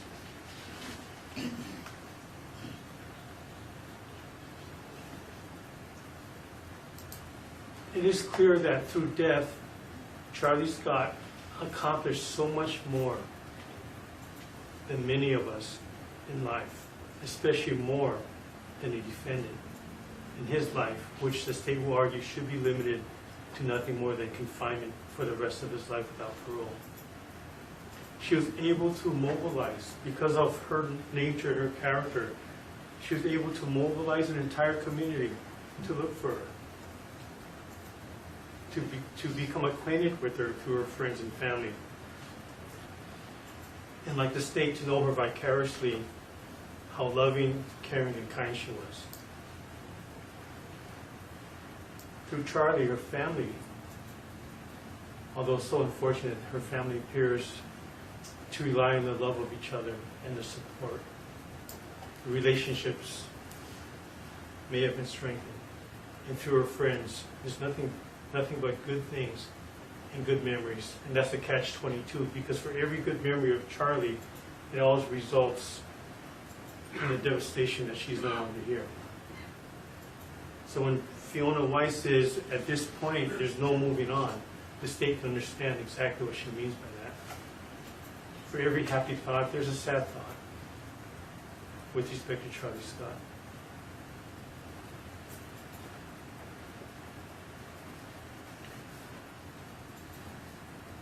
For housekeeping matters, the state is going to respectfully request that the court grant what's in the pre-sentence report as the restitution requested by Kim and Scott on behalf of her family.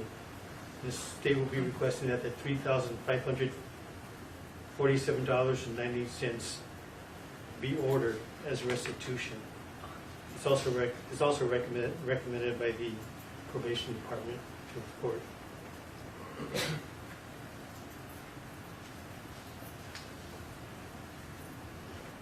Again, because there's so little I can say, Your Honor, that could make anyone here feel any better. I think there's one thing that the state has to acknowledge, and again, this is something that through Charlie's death may be accomplished.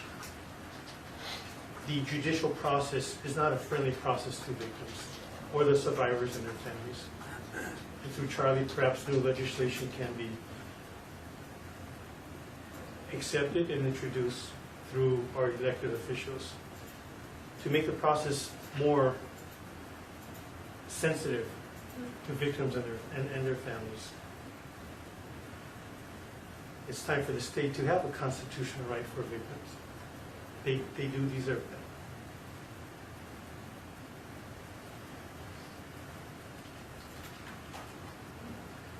that. Lastly, the only way to protect society from true evil is to remove it completely from society forever. And that's what must be done in this case. A jury of defendant's peers have spoken that he's not only guilty of murder, but he's guilty of committing murder in the most heinous and atrocious manner with depraved indifference, of torturing a woman who was pregnant with child, his child. And for this, he represents and is the epitome of true evil. And he must be removed from our society forever. Life without parole. The state is also respectfully requesting that his conviction for arson in the second degree run consecutive to that term, to send a message to the parole board that this man, who fits every description of a monster and a coward, cannot be released into society. And under the factors that the court must consider in imposing a sentence, to reflect the seriousness of the offense, to promote respect for the law, to provide just punishment. And punishment has often been used synonymously with retribution. But to provide that, the state is respectfully requesting that the defendant be sentenced according to the law, and that he receive a sentence of life without the possibility of parole to run consecutive to arson in the second degree. Thank you. Mr. Upwell. Thank you, Your Honor. My comments will be brief in light of the realities of this case. And I think that it would be foolhardy for me to believe that anything I say today will change this court's mind or influence this court. This court having been present throughout the entire trial, pre-trial proceedings, as well as the jury's verdicts. What I will state for the record is that Mr. Capobianco's position is hereby confirmed as being that which was expressly attributed to him in the PSI. He intends to exhaust all appellate remedies, and my statements therefore today are tethered to this position as well as to this intention. I would simply reiterate on Mr. Capobianco's behalf the rationale of my argument relative to my motion for a judgment of acquittal on the enhanced sentencing phase to the jury. I would reiterate to this court my arguments that the facts and the evidence that were adduced in this trial simply do not align with the requirements necessary to impose the enhanced sentence being asked for by the state. I would simply highlight the legal standard which this court has taken an oath to follow And that is not a legal standard of vengeance. There is no vengeance in any of our legal standards. The standard, as it applies to the court's decision today, is embodied in State versus Young and the rationale in that decision. And I would simply state that I think that it's another grounds for appeal if the state does not follow the dictates of that legal standard in that case, as well as the result of a clean that up. I think that if the court sentences Mr. Capobianco to life without the possibility of parole under State versus Young, it's just one more grounds for appeal, and frankly, I feel like that would be one of our most successful grounds. I think that's what I would say in substance relative to the sentencing and the decision that the court needs to make today. The only other thing that I would make a remark on is relative to restitution. We simply don't agree to those amounts being requested and would therefore ask for a restitution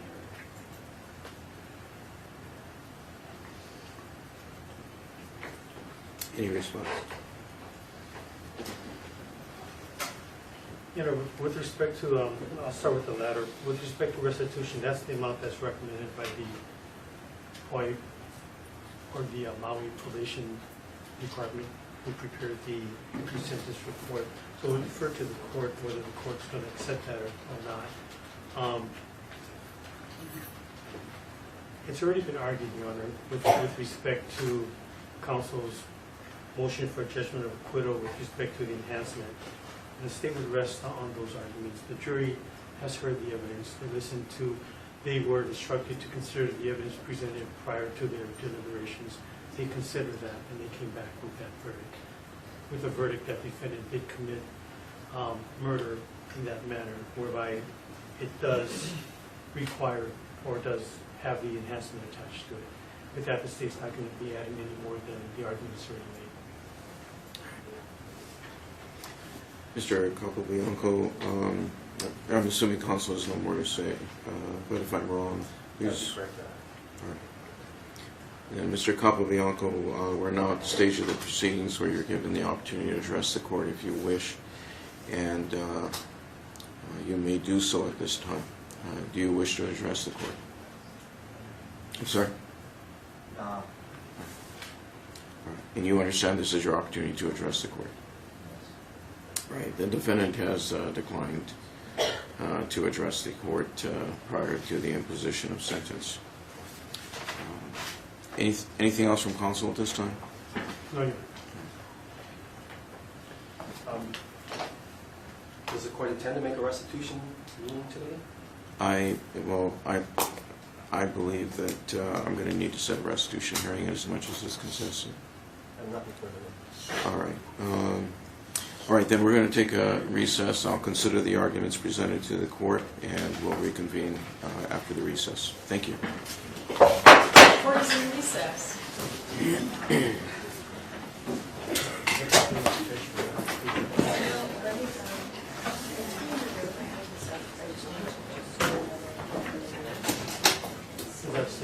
Yep.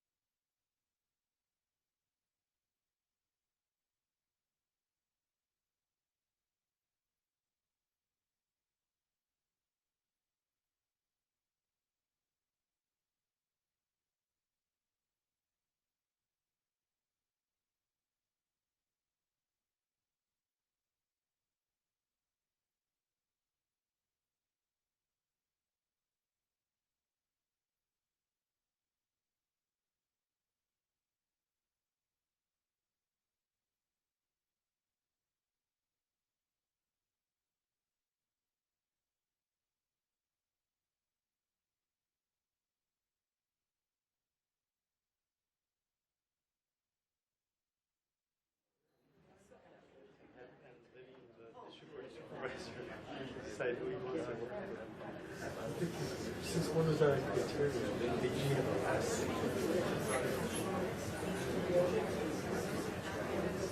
But Carson said you're all good.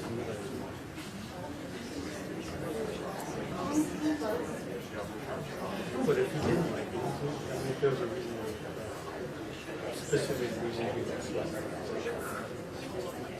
but is he trained?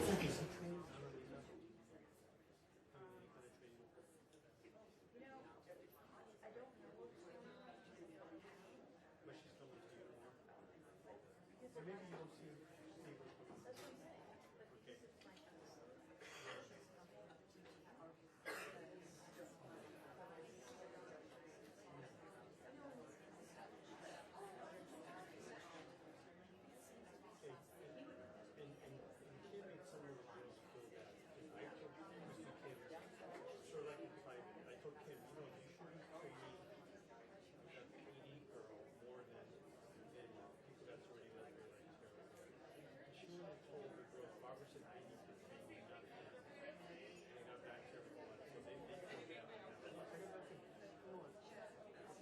my opinion, that's not the order. Because now that's 15 minutes here, Robert. I think you guys are doing good. Which should I do think that? But it shouldn't be verbalized. It came out as a mandate for me.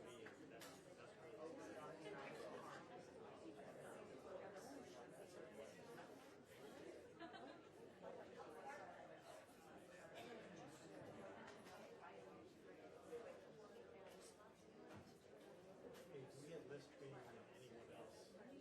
Us guys.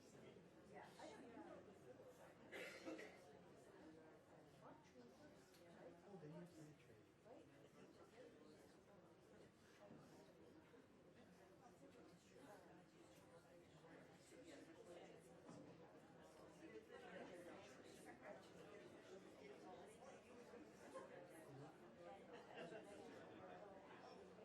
And that's how it is now. District court? Who has granted stuff? Then they go through a chain. One pay yours?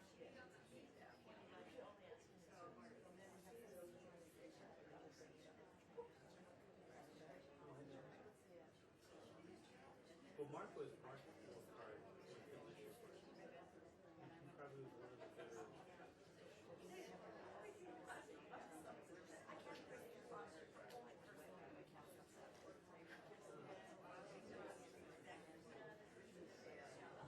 Is that done? Is that done this weekend?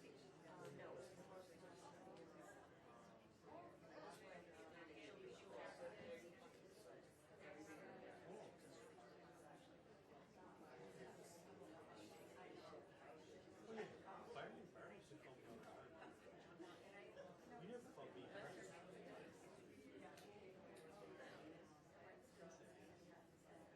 They take a whale lady.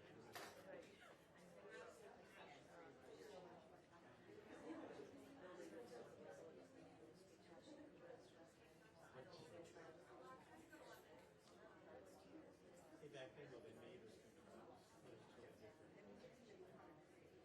When I was putting the screen, I did a half a dozen. Regular circuit. Rick just said, do it.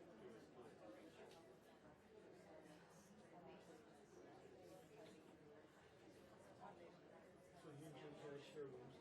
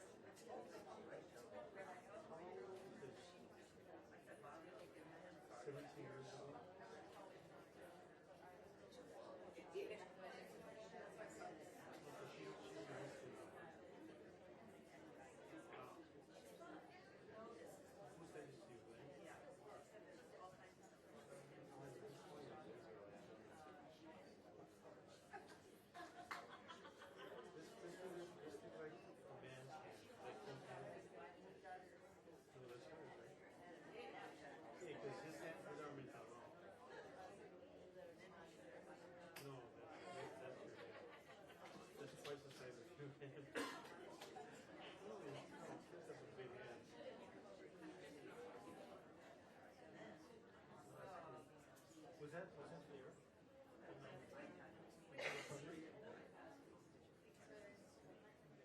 Because Glenn came back. Yep. And he found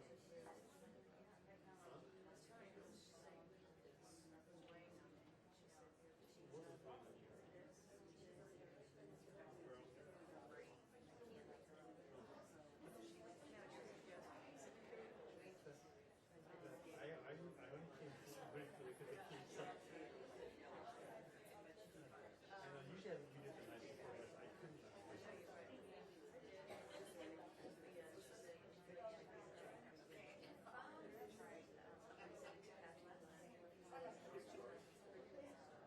Okay, it was 13.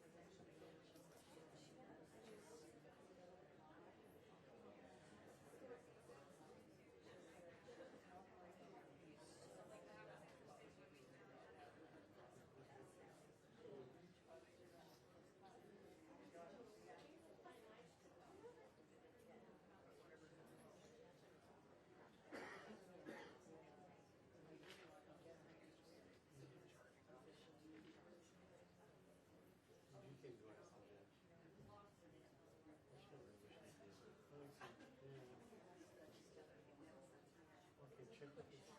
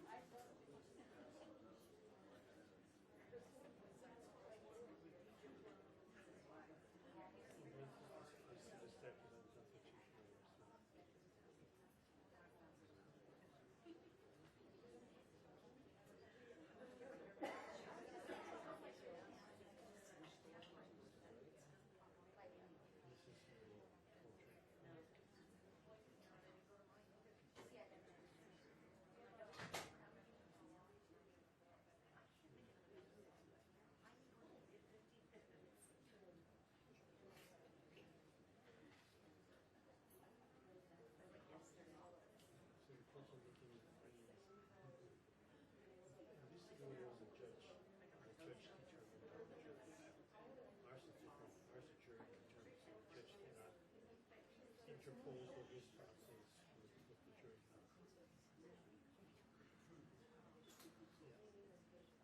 Really nothing.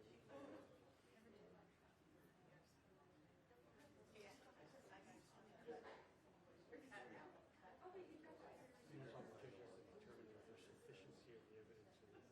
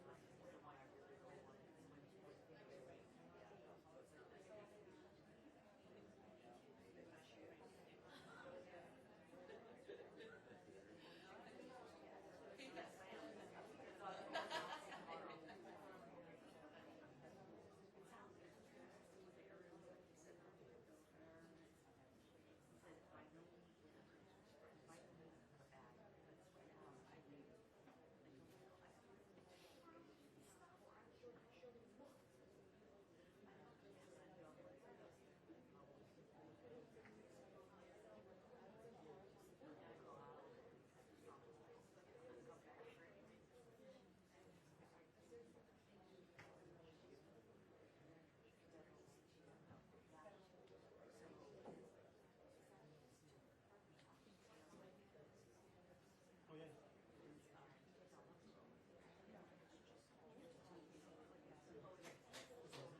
Probably call him back.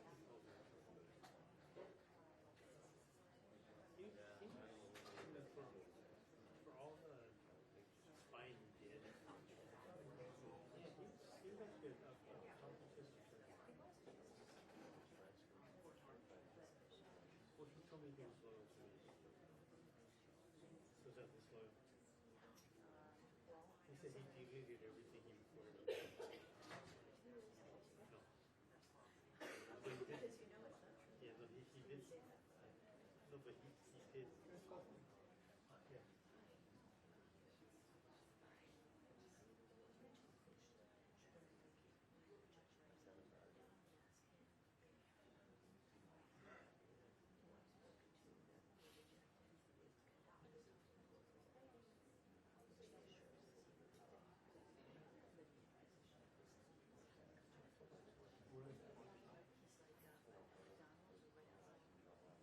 He was asked to leave the building, so he didn't leave.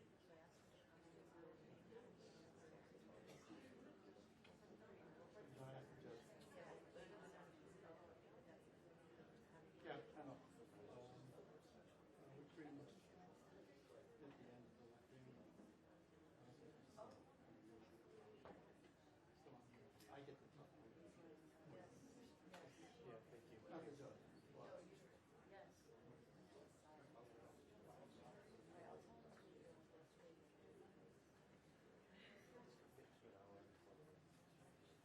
Oh, that's nice.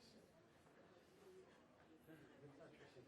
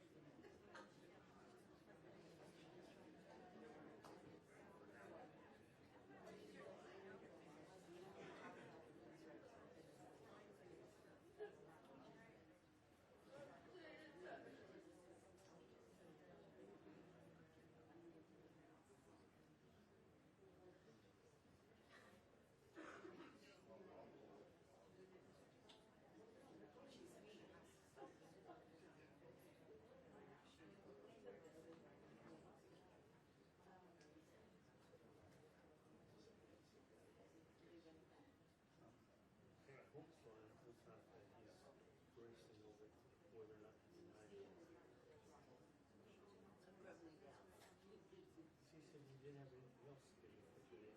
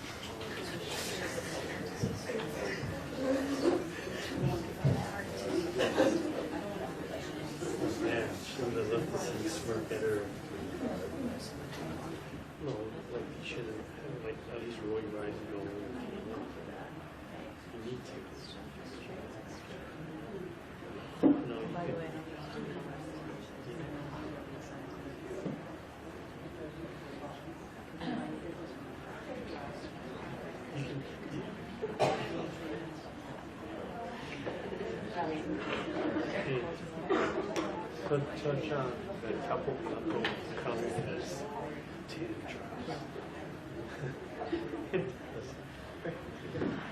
7 months. Oh my God. If you go 2 weeks per trial, that's actually 14 trials.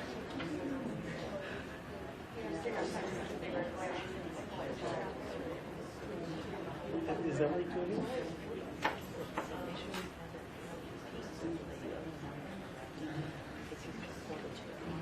I think that came from Andy.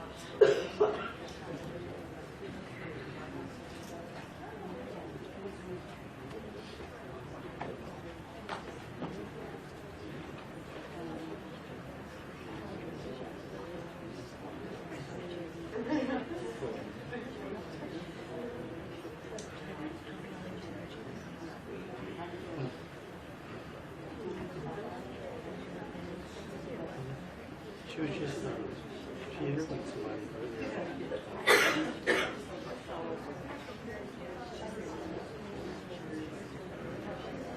Oh,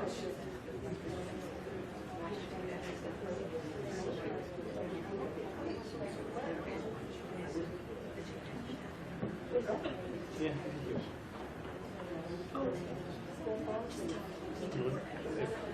Since it's okay with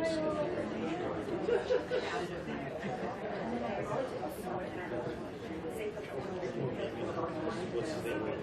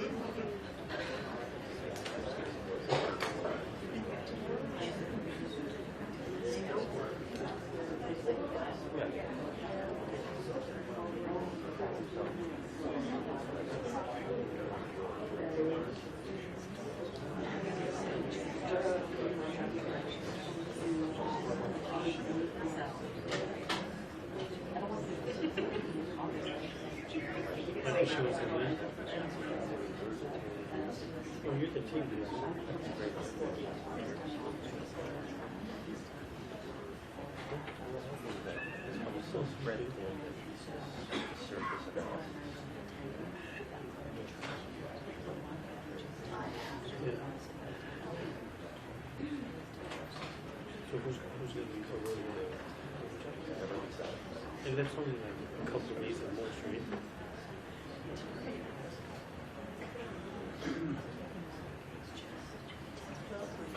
So can somebody do other work when they're there? Or you gotta be attentive?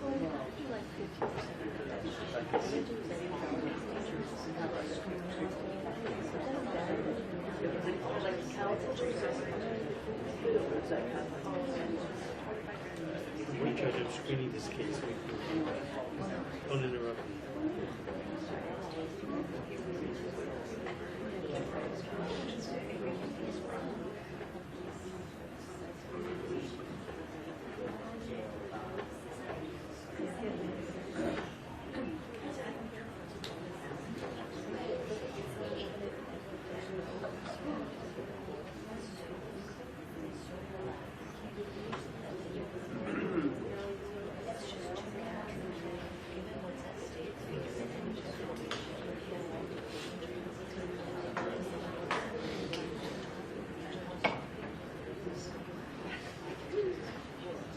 Federal.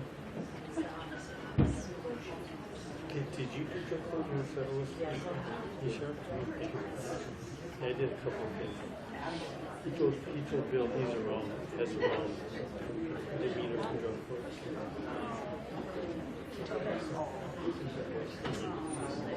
Because he has to be working with more rehabilitation.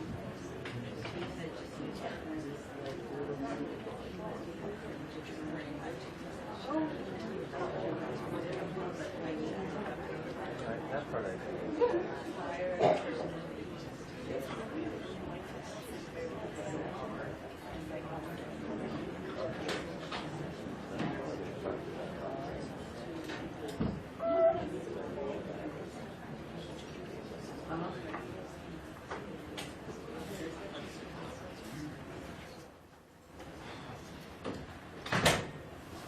You want to ask for a book?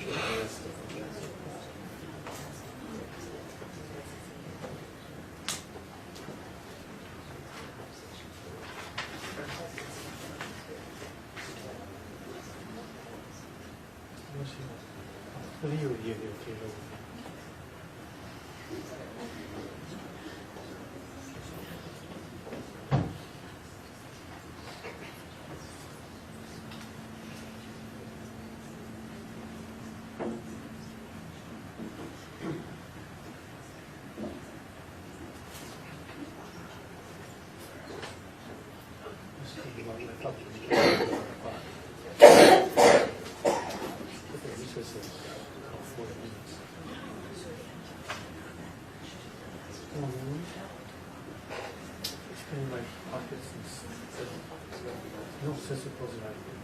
Is that just for closing? So fresh. They don't spell unless they're in the elements.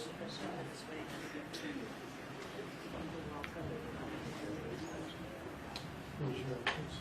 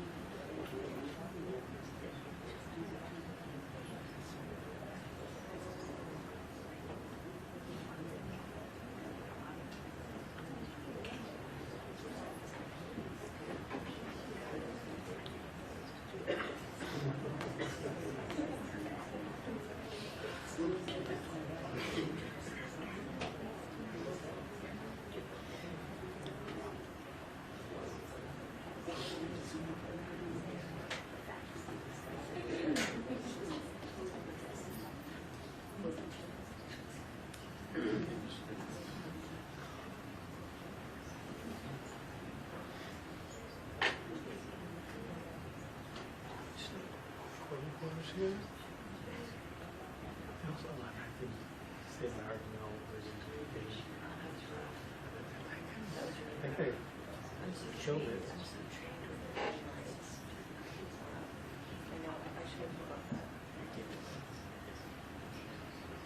Like food and chips. He said he wasn't sure.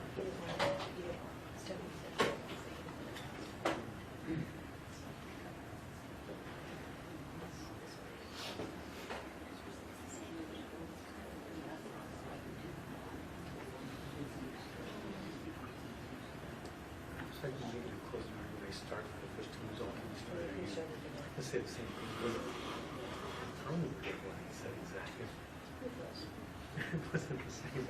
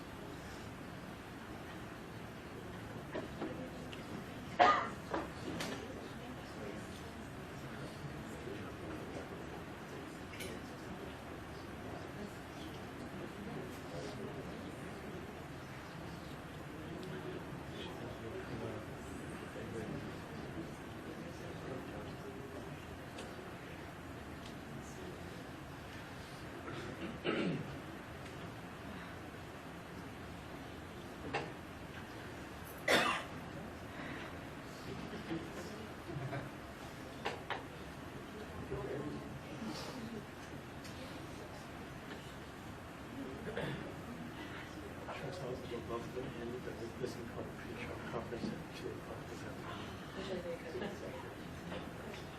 So that he will let me call.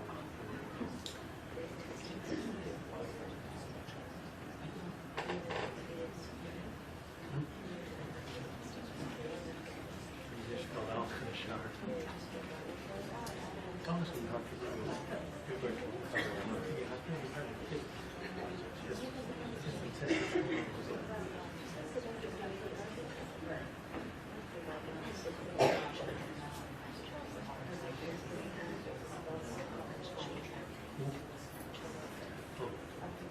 where their intestines came out and their pancreas split in two.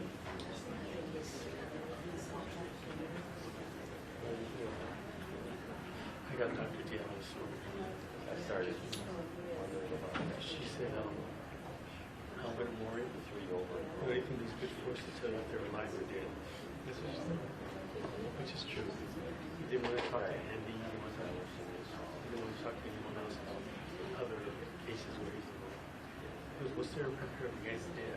He did it, so that's that too.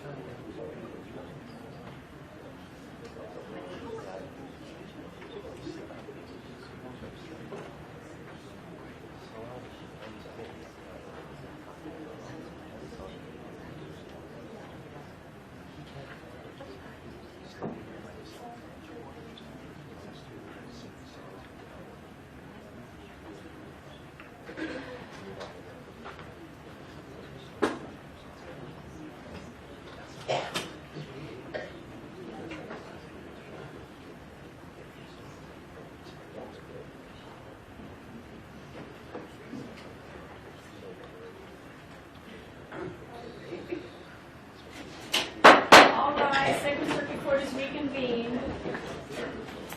Be seated. All right, the record reflects the presence of counsel for the parties. Mr. President. Your Honor, before the court goes on, may the parties approach off the record? Yes. Thank you.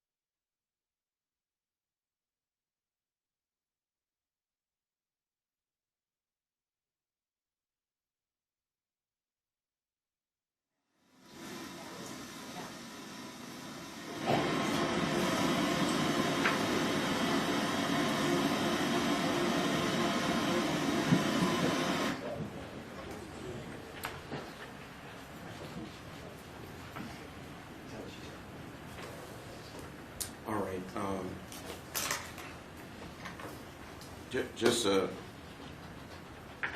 We just feel a little uncomfortable because I've never had my client sentenced, particularly in a crime with such gravity, without standing next to my You client. may do so.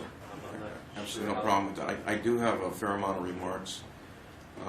And so if you're, as long as you're, in fact, you can move your chair over there too if you want. I don't have a problem with that. Both of you can do that if you want. Whatever you're comfortable with. I understand. So, or if you'd like to, I mean, however you want to handle it,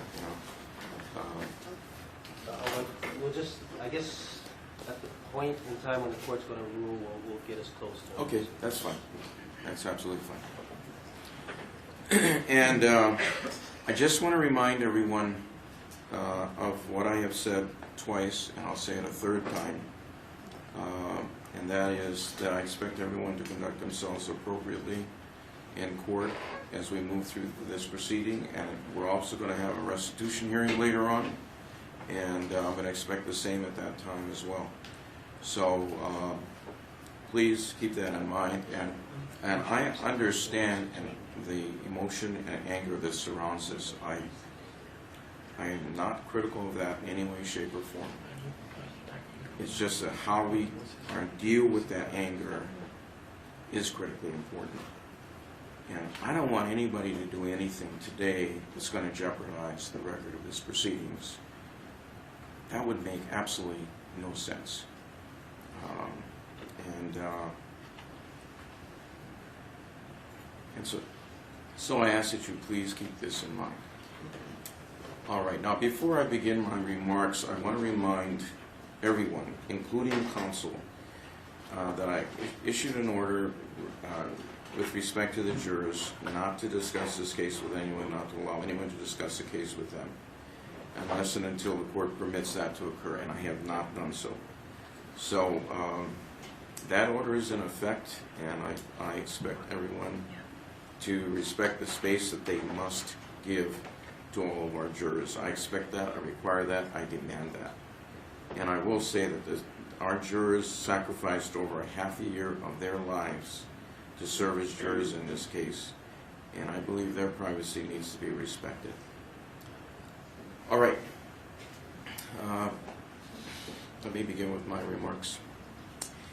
The defendant, Stephen Capobianco, is before this court today for sentencing after being found guilty of murder in the second degree, count 1 herein, and arson in the second degree, count 2 herein. The court has considered the pre-sentence report prepared for this case. For those that are not aware of it, because I do understand there are many members of the public that have been following this case. Anytime a person is found guilty, a pre-sentence report is prepared. The pre-sentence report covers a wide variety of information that is provided to both the parties and the court for review prior to imposing sentencing. That includes the facts of the case and statements received from various individuals. The defendant is given the opportunity to present a statement. And the defendant's life, basically from birth to the present, is covered in a report. That report is such that under the law, the parties are not authorized, nor is the court authorized to disclose that to members of the public. There's a state law that governs that, and I would ask that everyone respect the professional responsibilities that the attorneys have in not disclosing that kind of information. If they do, they're in trouble. And I want you to understand how that process works. And that is made part of the official records of this proceeding, and what's in that pre-sentence report, as well as a recommendation that comes to the court, remains a part of the record of the proceedings and can be and will be preserved for later appellate proceedings and any other type of proceeding that may follow in this case. The Hawaii Paroling Authority and the Department of Public Safety also receives those as it assists them in supervising individuals who are incarcerated in our prison system. When I say those, I mean the pre-sentence report. So the court has considered that, The court has considered the entire record of this proceeding, the arguments of the parties, the law that relates to sentencing as set forth in chapters 706, 707, and 708 of the Waive Vice statutes, as well as every other chapter in our penal code, although those are the key chapters, as well as the decisions of our appellate courts concerning cases of this nature. I have not considered unadjudicated allegations and or conduct. Why do I not do that? Because it would be inappropriate to do so and would only jeopardize the record in this proceedings. And that has been the practice of this court throughout. In a variety of capacities, this court has observed the proceedings in murder cases for over 40 years. One might state that this case stands out for its length and the interest it has generated, as well as the kind of actions that were proven here. In the court's view, this case actually stands out because of the defendant's senseless, cold, calculated, and self-centered killing of Carly Scott, who was a pregnant woman excitedly looking forward to the birth of her first child. As excited as Carly Scott was about the pregnancy, the defendant was not. While he stated that he was beginning to warm up to the idea of becoming a father, his actions certainly indicated otherwise. The defendant seemed burdened by the fact that he would be tied to Carly for life through the birth of their child. It seems incomprehensible that a man would even entertain the thought of preventing the birth of his own son and end the life of a young woman to avoid the prospect of becoming a father with a woman that he apparently did not want to be with. However, I've seen many murder cases over the years.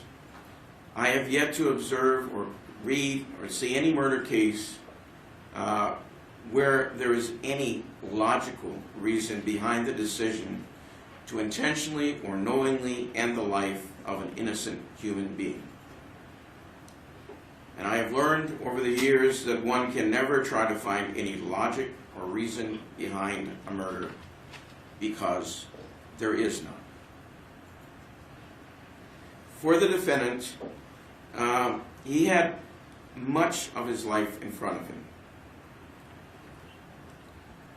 He was enjoying life. He enjoyed the company of several women. And at least for a moment in time, he said he had found the love of his life in yet another woman, that occurring not long before he murdered Carly Scott.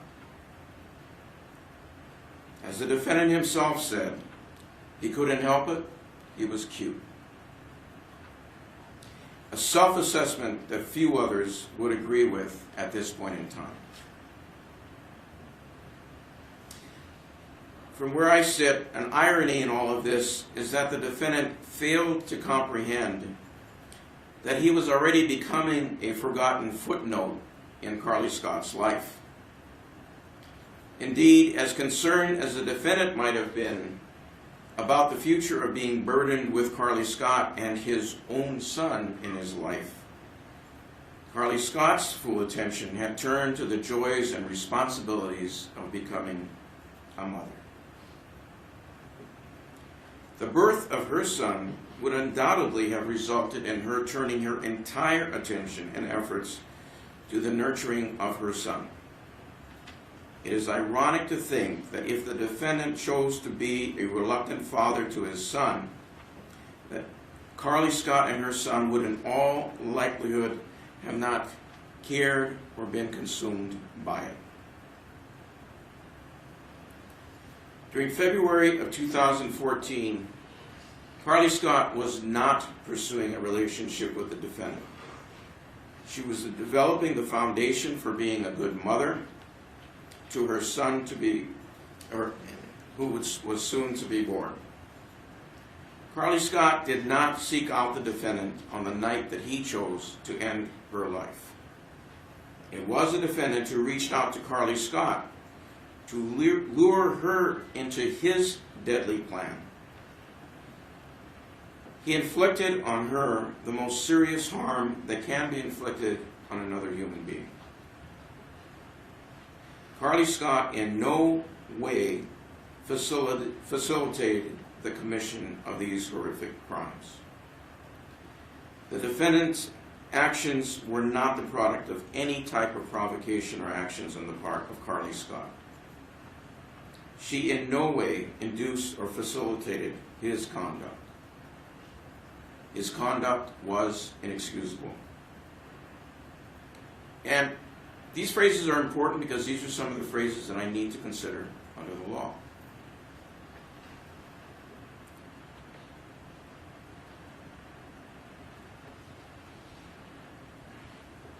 Now, it was the defendant who tricked Carly Scott into being with him on the night in question so that he could commit the quote-unquote perfect crime. But for a few missteps along the way, he may well have gotten away with murder. The only two people who knew that there were going to be in East Maui that fateful night were Carly Scott and the defendant.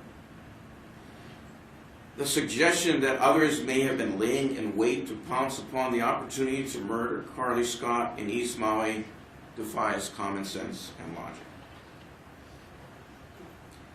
The ping that Carly Scott's youngest sister, Phaedra, had the tenacity to pursue facilitated the solving of this cold and deadly plot. The evidence of the ping from Carly Scott's phone was not designed to prove that the Life 360 technology was accurate or worked.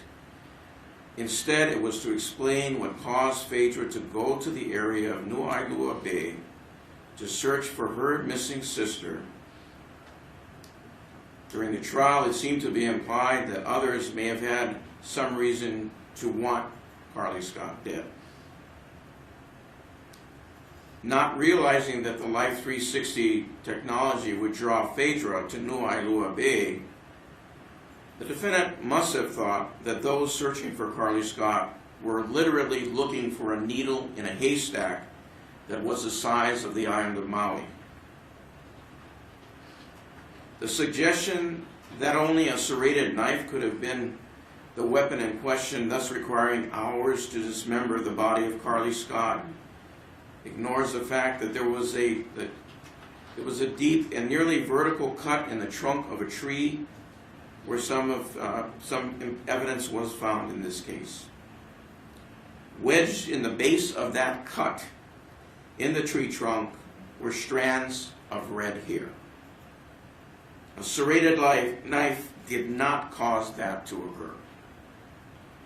That is far more consistent with the use of a sharp and much heavier cutting tool that could quickly dismember a body, and whilst doing so, would wedge the red hair of Carly Scott into the cut in the trunk of the tree. And I'm sorry to be graphic in those terms, but that is the reality of this case. Additionally, the suggestion that the police overlooked and failed to recover supposedly revealing evidence in Nu'ailua Bay, that being the backpack, was memorable. Embedded in the soil in Nu'ailua Bay was a backpack that was not recovered. It was embedded in the soil. There were tree seedlings several inches in height growing on top of the backpack. When discovered, Carly Scott had been missing for less than a week. For that backpack to have any relation to this case would have required one to reasonably believe that the killer forgot the backpack at the scene, and that in the course of less than a handful of days, the backpack would have become embedded in the soil. Seeds from the surrounding trees would have fallen on top of the backpack. The seeds would have germinated, and tree seedlings would have emerged and grown to the size of several inches on top of the backpack. Yet considerable time and attention was devoted during trial to that backpack. What very simply happened here had nothing to do with the defendant needing Carly Scott's help with a stalled vehicle. He took advantage of her willingness to always assist others. And indeed, recognizing that his story about a stalled vehicle would not hold water and would jeopardize his other arguments, for apparent and reasons of trial strategy, it was conceded that he had been lying. Indeed, it was the defendant who concocted a story to lure Carly Scott into his deadly plot to murder her. The jeans with the blood recovered clearly represent another misstep on the part of the defendant. Had those jeans been left in Carly Scott's vehicle, they would have been destroyed forever when the vehicle was destroyed by fire on the night in question. As many of us have been told by our parents while growing up, haste makes waste. The defendant was working against the clock on the night in question. When one acts in haste, things can go wrong. But as fate would have it, justice emerged. Now, elapsed time alone can often be misleading. I am reminded of a case in the late 1970s in which a murderer in this jurisdiction punched out of work from a Kaanapali hotel, picked up a young woman that he had planned to murder over a mere $400, drove to Malaya to pick up his accomplice that would help him kill her, took her to the Malaya mudflats, beat her to death, drove the butt of the end of a shovel into her brain,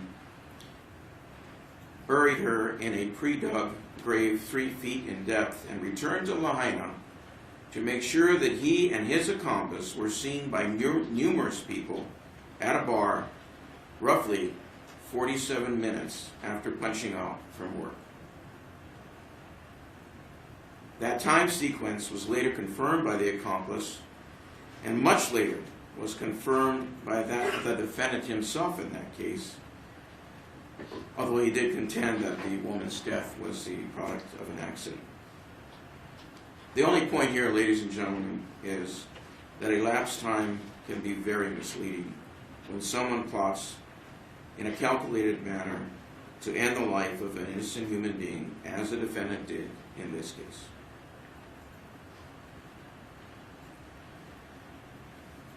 A murder conviction based solely on circumstantial evidence with no body ever being recovered, only a sudden and unexplained disappearance and disruption of a normal life pattern, is not new to American jurisprudence. One of the more famous cases is one entitled People of the State of California versus L. Ewing Scott, in which the defendant vehemently maintained his innocence, his wife's body never having been recovered, until his deathbed confession years later. There were no eyewitnesses in that case. A sudden and unexplained interruption of life pattern, as had occurred in this very case. Well, nearly everything in this case has been in dispute, and there is nothing wrong with that, because that is one of the hallmarks and strengths of our system of justice.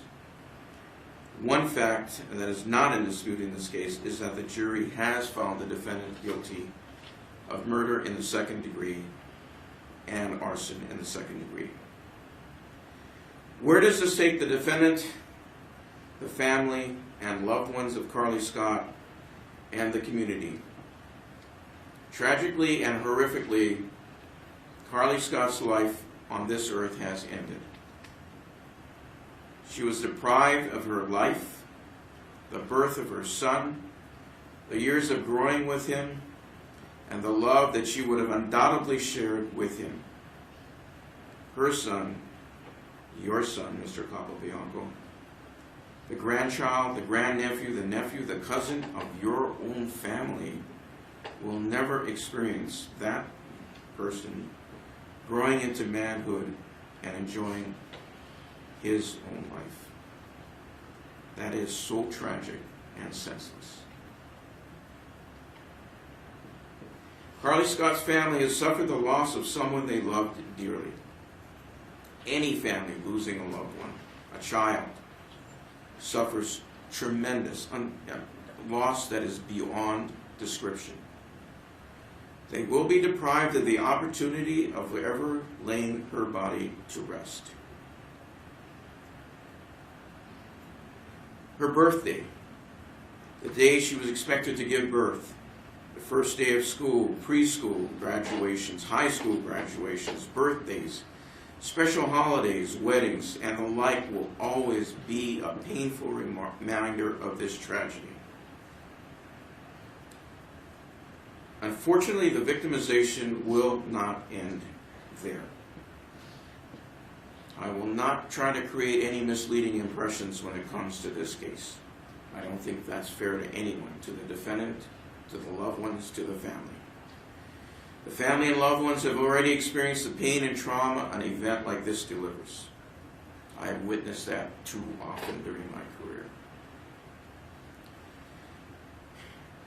That will continue through the loss of Charlie, as they affectionately called her, and her unborn child, the pain that will go far beyond this point, because as already been documented on the record today, this litigation will continue. That is the strength of our system. I take absolutely no issue with that. That's the way our system should work. And Mr. Capobianco should pursue each and every right that he has, because that is guaranteed under our system of justice and laws, and that's the way it's intended to work.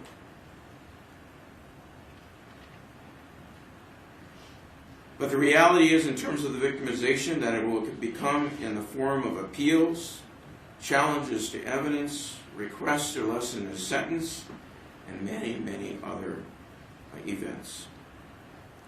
Investigations are likely to continue, lives are likely to continue to be looked into, and the privacy that probably many would want to enjoy will probably never be fully enjoyed again.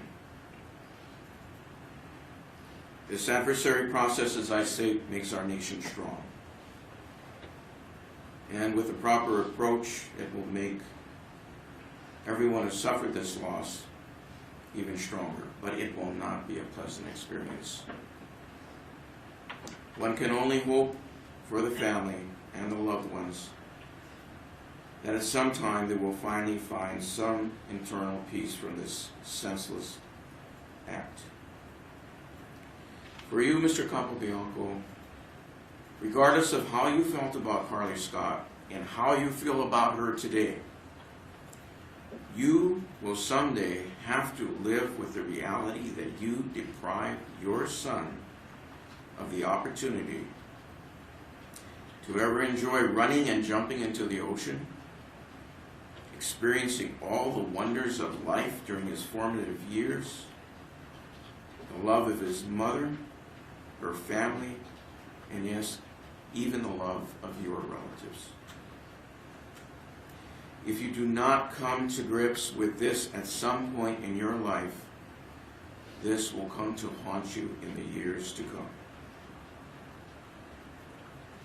Why you would have deprived yourself of the gift of a son in your life is impossible for anyone to understand, and is suggestive of self-centered thinking. In saying all of this, I speak to you without any anger. I speak to you without any form of condemnation. I simply realize from my years of experience in doing this that someday, somehow, you will need to comprehend the tragedy you have created.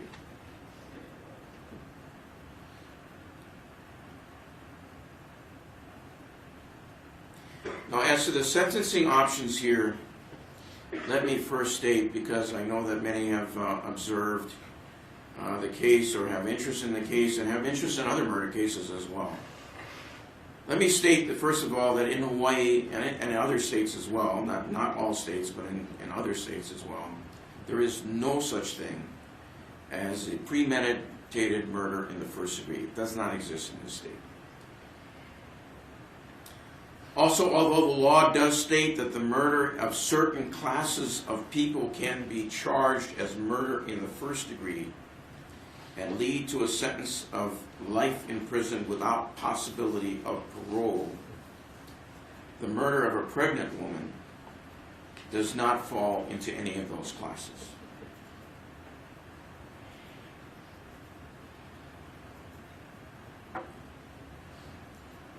These laws are not unique to Hawaii, but are derived from legal works such as the model penal code that much of Hawaii's penal code has been based upon, and which was enacted nearly a half a century ago. While some have proposed that a death of a pregnant woman should result in an additional charge for the death of the unborn child, there has been less discussion about simply classifying the death of a pregnant woman as murder in the first degree. And so that those understand how this works as it relates to murder in the first degree. As I've mentioned, there are certain classes of individuals that trigger a murder in the first degree charge. And that's the reason it's charged as murder in the second degree, because of that fact. And I'm sure that some people out there might wonder, why is that? And it's simply because of the laws of the state of Hawaii. And the laws in other places as well. I'm not placing fault or blame for anyone for this. That, as I say, that has been the law in this state for nearly a half a century, and is based on model laws. That law can change, and the murder of a pregnant woman can be noted as one of those classes that automatically triggers a prosecution for murder in the first degree.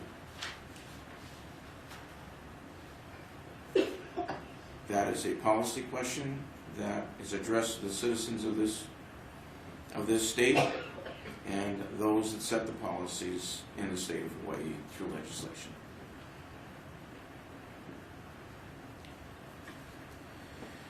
Now, one possible penalty for an aggravated form of murder in the second degree is life in prison without possibility of parole, provided that it can be established beyond a reasonable doubt that, well, among other things, that the murder was conscienceless or pitiless, that the victim suffered unnecessary torture, and that the defendant inflicted unnecessary torture on the victim. And our laws define unnecessary torture as the infliction of extreme physical or mental suffering beyond that which necessarily accompanies the underlying killing.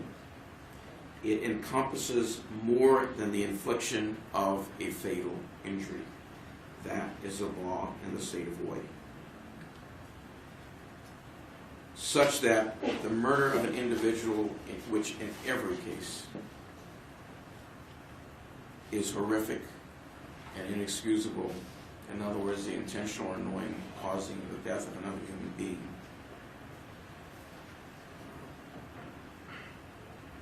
that does not classify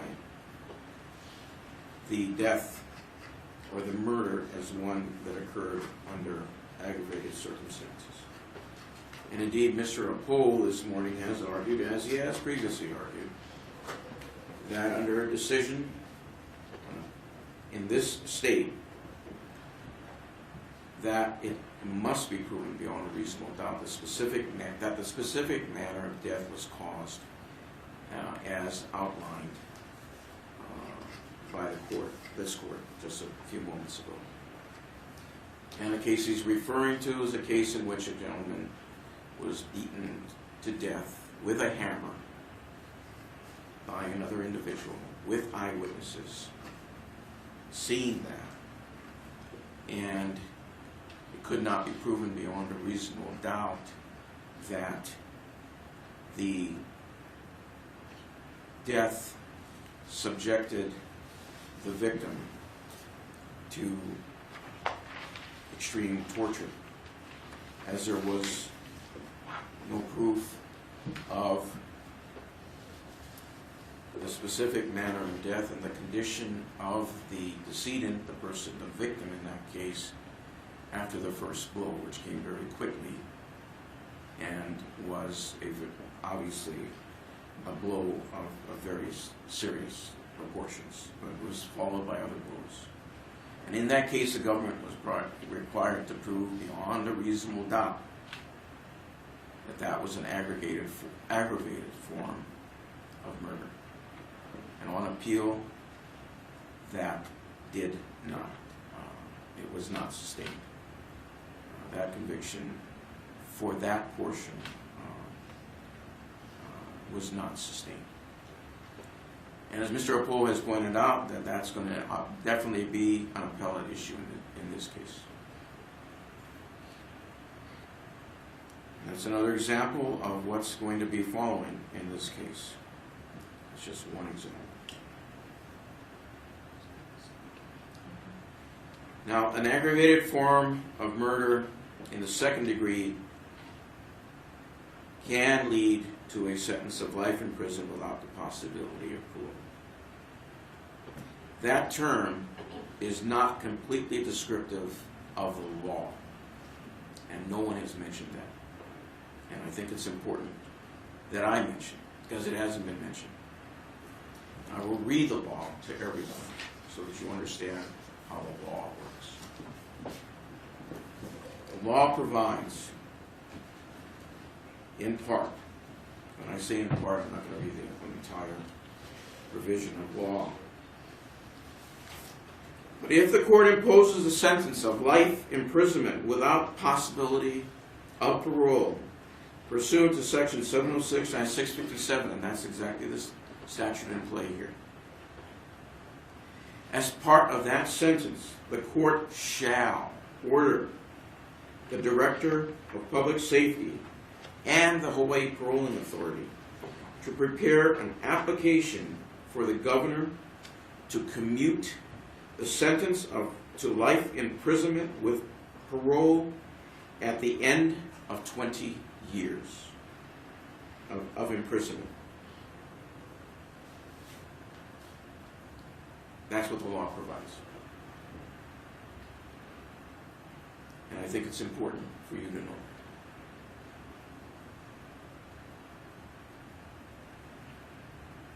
What follows if the sentence is commuted to life in prison with possibility of parole? Well, at that point, the Hawaii Paroling Authority would need to determine what the minimum term of imprisonment should be on that sentence. And so what would happen is a minimum term hearing would be scheduled. And at that hearing, the defendant would be present, the prosecutor could be present, family members can be present, and present their arguments concerning what an appropriate minimum would be.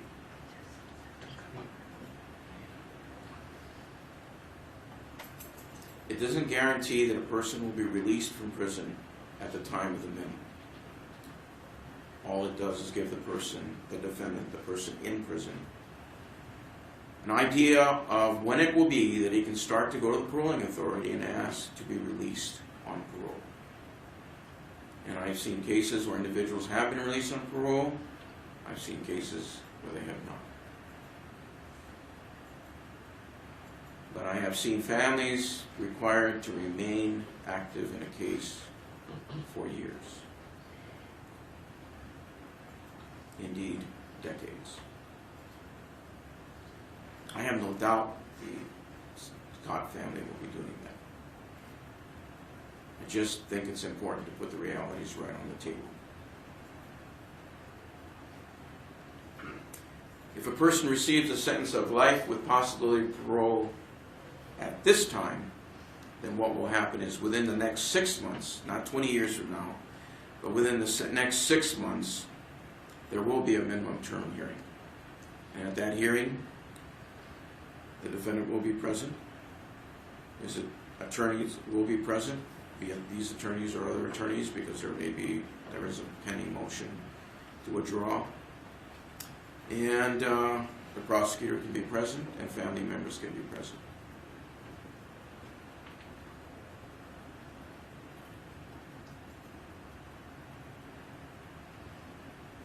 And it will be given opportunity in the near future to share with the Hawaii Paroling Authority what has taken place.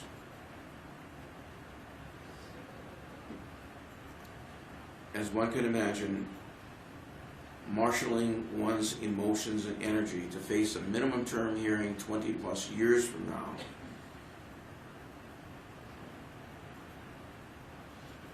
is difficult at best.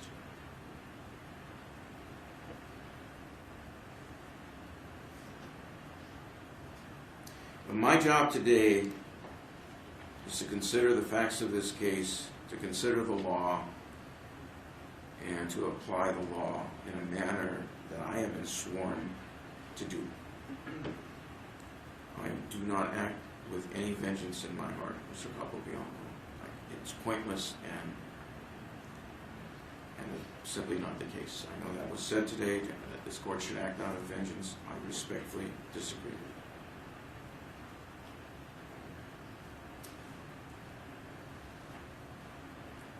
My job is to consider the law, consider the facts, and apply them in a manner that is proper, appropriate, and just under the laws of the state of Hawaii. And that is what I'm going to do today.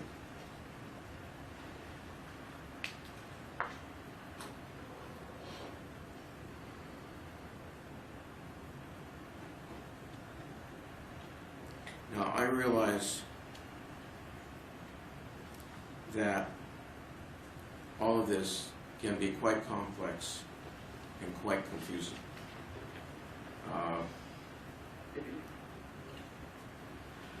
Many in the legal profession struggle with this area of the law.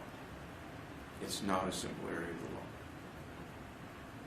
There are many specific requirements under the law that must be met.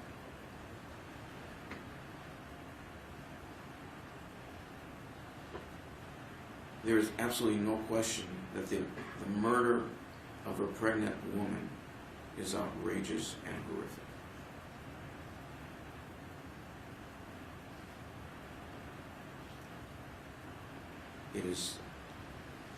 It is conscienceless and it is pitiless.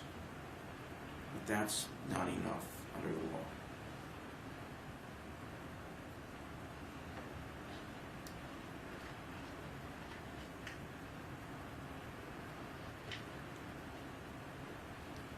And I've already shared with you what must be proven. And if I am to follow the law and apply it to this case properly, I'll tell you. If I'm to do that, I must follow the law. I do no service to anyone in this courtroom. Indeed, I do harm to everyone in this courtroom. Everyone, Mr. Capobianco and everyone seated here that cares about this case, if I try to do something just because it's going to be the more popular thing to do. It doesn't do anyone any good. So what I have to do is apply the law. My personal feelings about this case are of absolutely no relevance to what I do today. I have taken an oath as a judge to independently apply the law regardless of my feelings, my personal feelings, the public's feelings, or anything else other than the law. To date, no one has been able to present to this court the specific manner of death such that it can be said that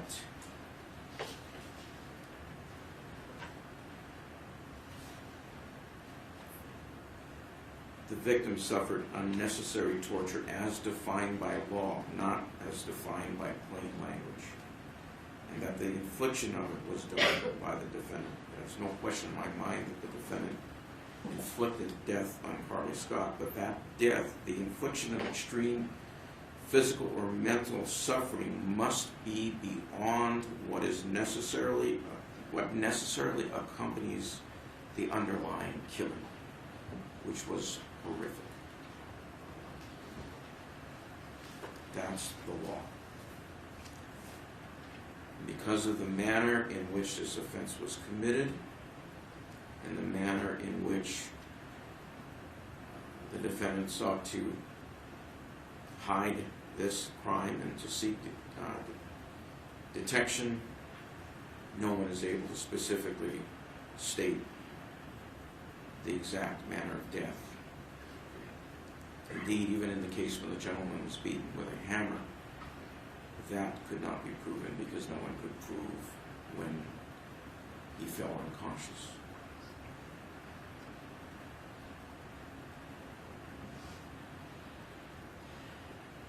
As to murder in the second degree, though, that's not required.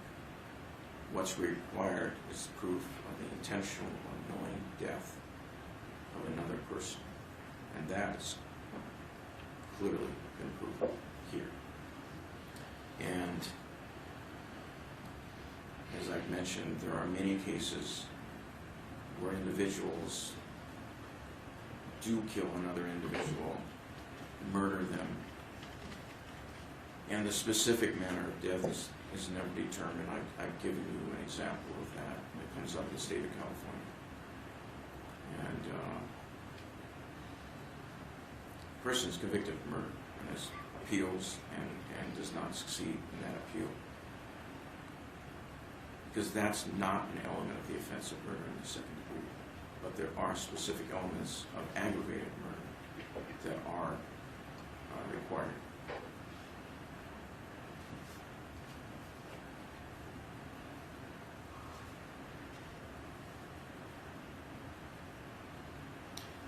You may want to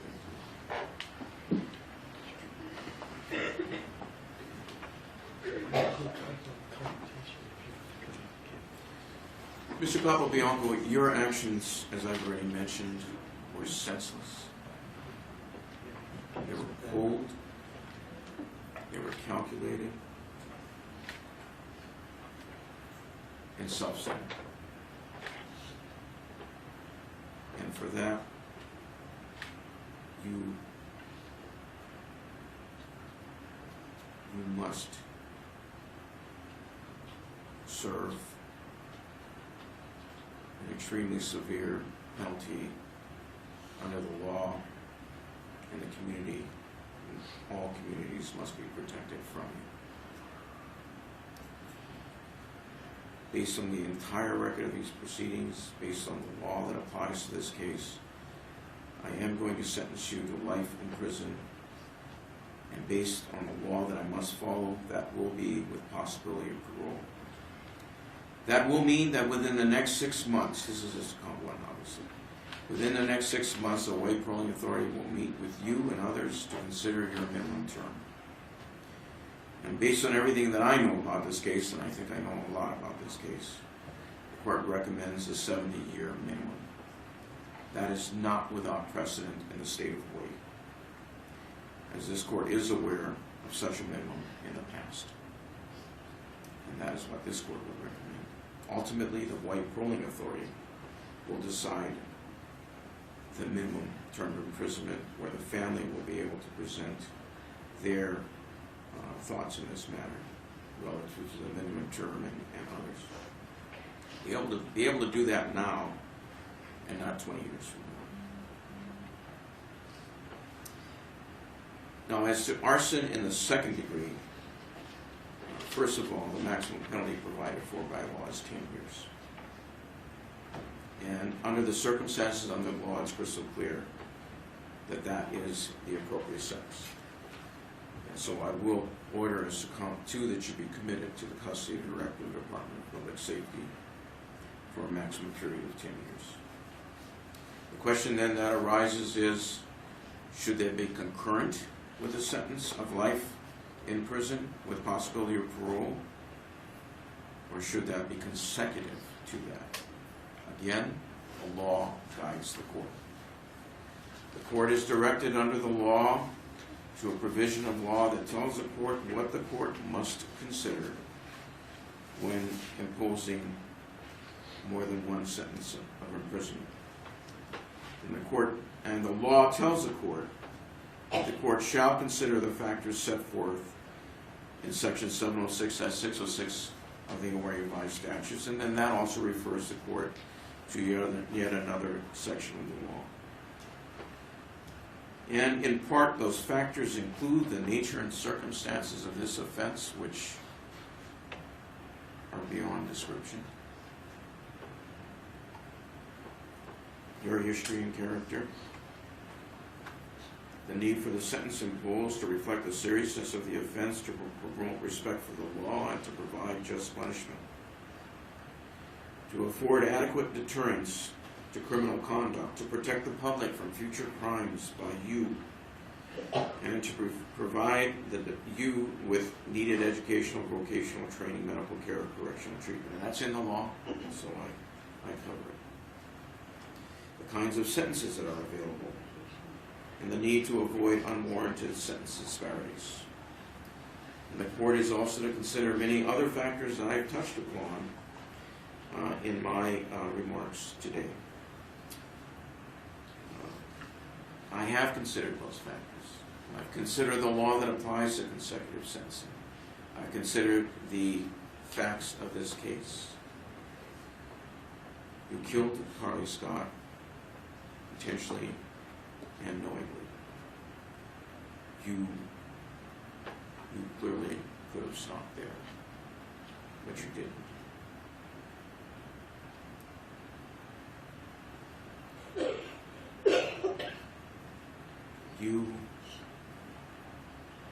You went one step beyond, and you completely destroyed her truck through arson, through fire.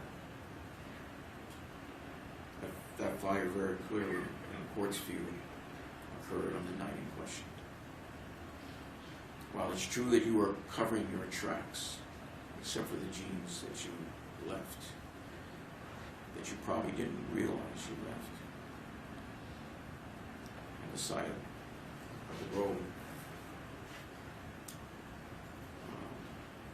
that still adds a new series of events to this cold, calculated, and criminal course of conduct. Given the fact pattern of this case, in court's view, the question of consecutive sentencing is clearly met.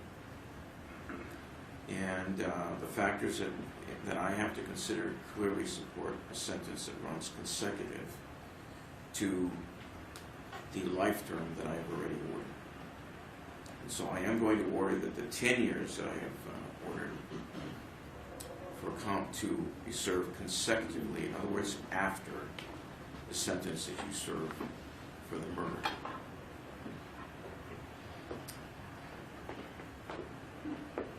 And as to this count, I recommend a minimum term of 10 years. There really is no other reason for any other minimum term. Again, that will be the decision of the Hawaii Paroling Authority, and again, the parties will have the opportunity to be heard on that question, as will family members. So to summarize, you are hereby committed to the custody of the Director of the Department of Public Safety for a period of life of imprisonment with possibility of parole in count 1 for the offense of murder in the 2nd degree. And you are committed to the custody of the Director of the Department of Public Safety for a maximum period of 10 years. For both counts, minimus will issue forthwith.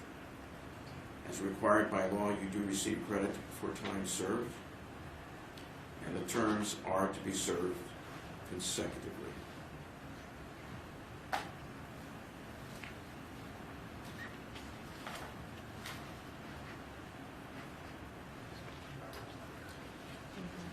The next thing that is at issue here is the question of restitution.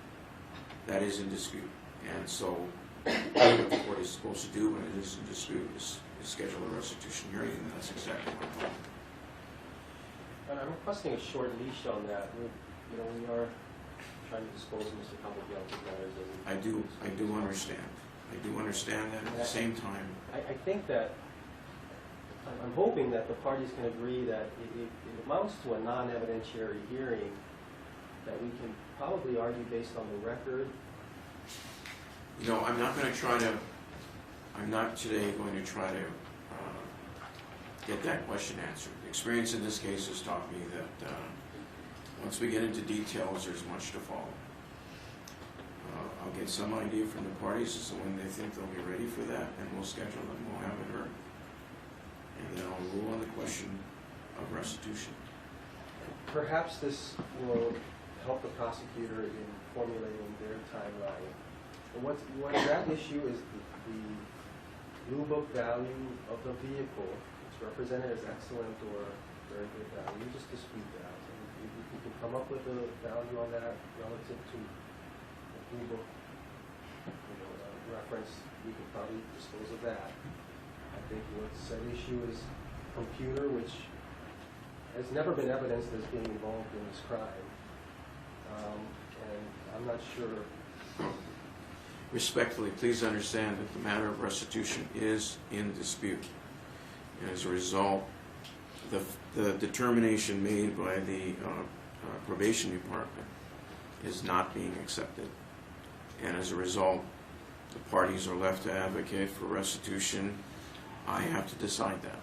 Yeah, I'm just trying to give the parameters to the prosecutors in terms of how much time we need, because I really don't believe this is a full evidentiary hearing. And the other thing is that I don't think there's any evidence that he's responsible for the fraud. Well, what I will do is I'll schedule the hearing, and we'll conduct that hearing. And scheduling is such that you folks are ready to go sooner than that. We'll find a way to accommodate it. Yes, fine, Judge. Did you want to give me? The state is hoping for these 6 weeks that there may be someone we can consult with respect to the value of the Toyota 4Runner. I'll give you a hearing date 6 weeks out, but I'm going to encourage you to be ready to do it earlier than that. All right? And we're going to remain available to have that heard earlier, and we'll adjust our calendar to accommodate it. I understand the concerns expressed by Mr. Upwell, and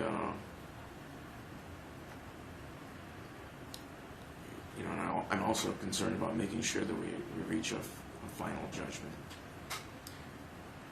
so that we can move forward in this case. Okay. Thank you. But I understand, and at the same time, I want to make sure everybody has the right to an opportunity to prepare and to present their cases. So I'll ask the clerk of the court to give us a date, roughly 6 weeks from today, perhaps on a Thursday or Friday. Thursday, May 4th. Okay. Did you say 9:30 or 10? 10. Thursday, May 4th, 2017, excuse me, at 10 a.m. will be the date for the restitution hearing. Thank you. The court will also order the payment of a crime victim compensation fee. I realize that pales in comparison to what we're dealing with here. These, by the way, to the members of the public, and I know counsel understand this, but these are fees that the court considers, and I realize in the overall scheme of things that this will not seem as important as other things that are doing, but these things are provided for by law. And there will be a question as to when it's going to be paid, because realistically it's going to have to come, if he's working while incarcerated, it's going to come from that, because in my view of the case, it could be a very, very long time, perhaps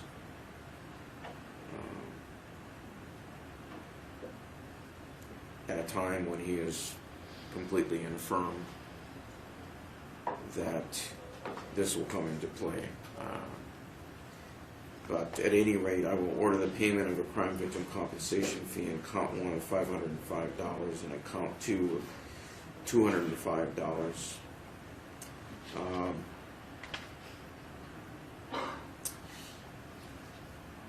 I will order that the defendant provide swab samples, printer hand impressions, and/or blood specimens as required by the collecting agency's rules and regulations for law enforcement identification analysis. The reason that is done is because it goes into a data bank. Again, I don't expect the defendant to be out in the community, but at any rate, it does go into a data bank. That applies to anyone convicted of a felony. He is to pay a monetary assessment of $500 of the actual cost of DNA analysis, whichever is less, payable to the DNA Registry Special Fund. Mr. Capobianco, that actually runs $32.65. That the $500 is a cap.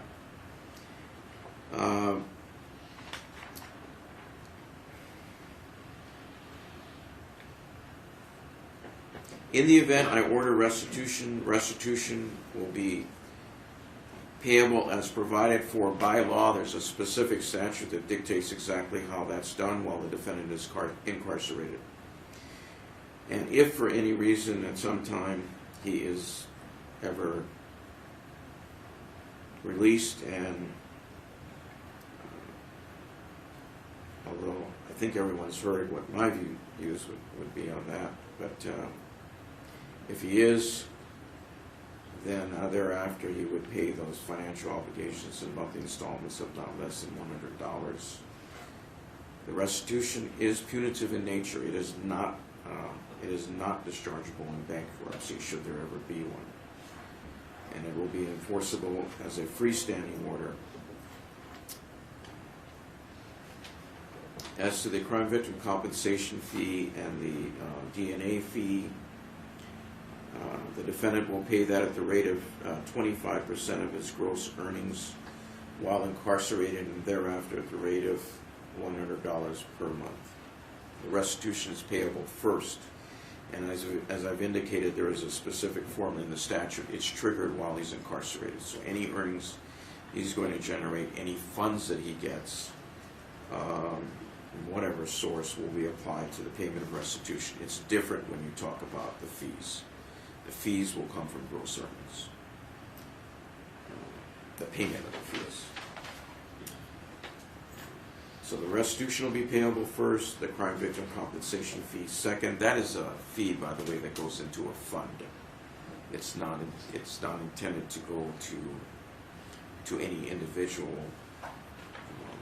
And the DNA assessment fee is basically reimbursement for the DNA testing that will occur. And when I talk about DNA testing, I'm talking about to go into a database. I'm not talking about DNA testing for the case. It's entirely different. All right.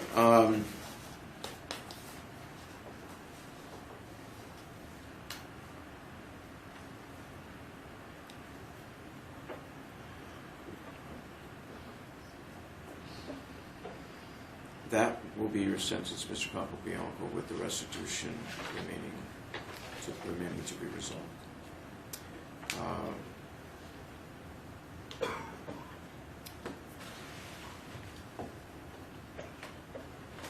At some point in time, I think you need to take a step back and look at this. You're too caught up in this litigation. You need to take a step back and look at it. And before your time on this earth ends,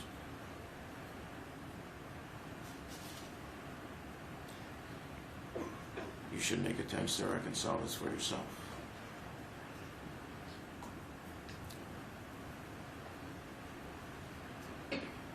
But that's your decision. All right, I will see everyone at the restitution hearing, and we'll have a judgment entered, but because the restitution is not resolved at this point, that will be such that the actual final judgment will enter when we have a final restitution figure. As I realize there's a question on the triggering of an appeal, it is absolutely clear that an appeal will follow. And obviously the matter of restitution needs to be resolved. On the other hand, another way of approaching that would be to proceed with that. There is some provision for that, but at any rate, I'm not going to tell you folks how to do it. You folks can discuss that and make whatever decisions you're going to make. Based on those circumstances, Your Honor, I guess could we continue our motion to withdraw? Yes, absolutely. Yes, because you are obviously quite familiar with all of this, and it would not be appropriate at this point in time to have you withdraw as counsel. We also, ladies and gentlemen, we do need to also do some work on, we have many pieces of evidence, and some of which are not best left here at the courthouse without getting into details about that. We do need to have a discussion about that. All right? All right, thank you very much. Thank you to all of those who presented statements today. I appreciate that. It's part of our system. Thank you to counsel and Mr. Capobianco for your kind attention today as well. We are in recess.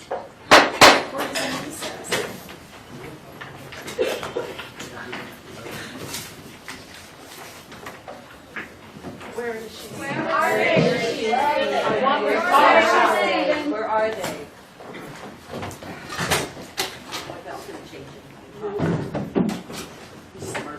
Again. Get it to the teacher.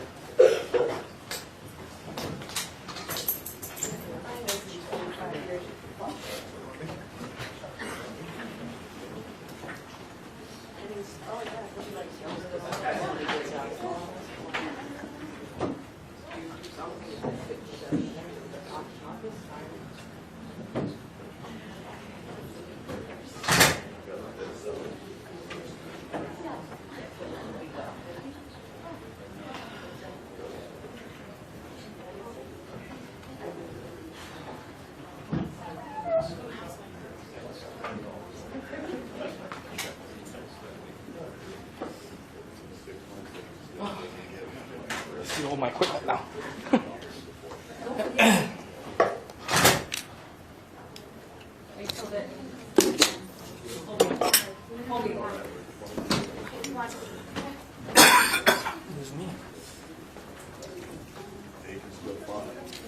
Come this way. Thank you. Yes,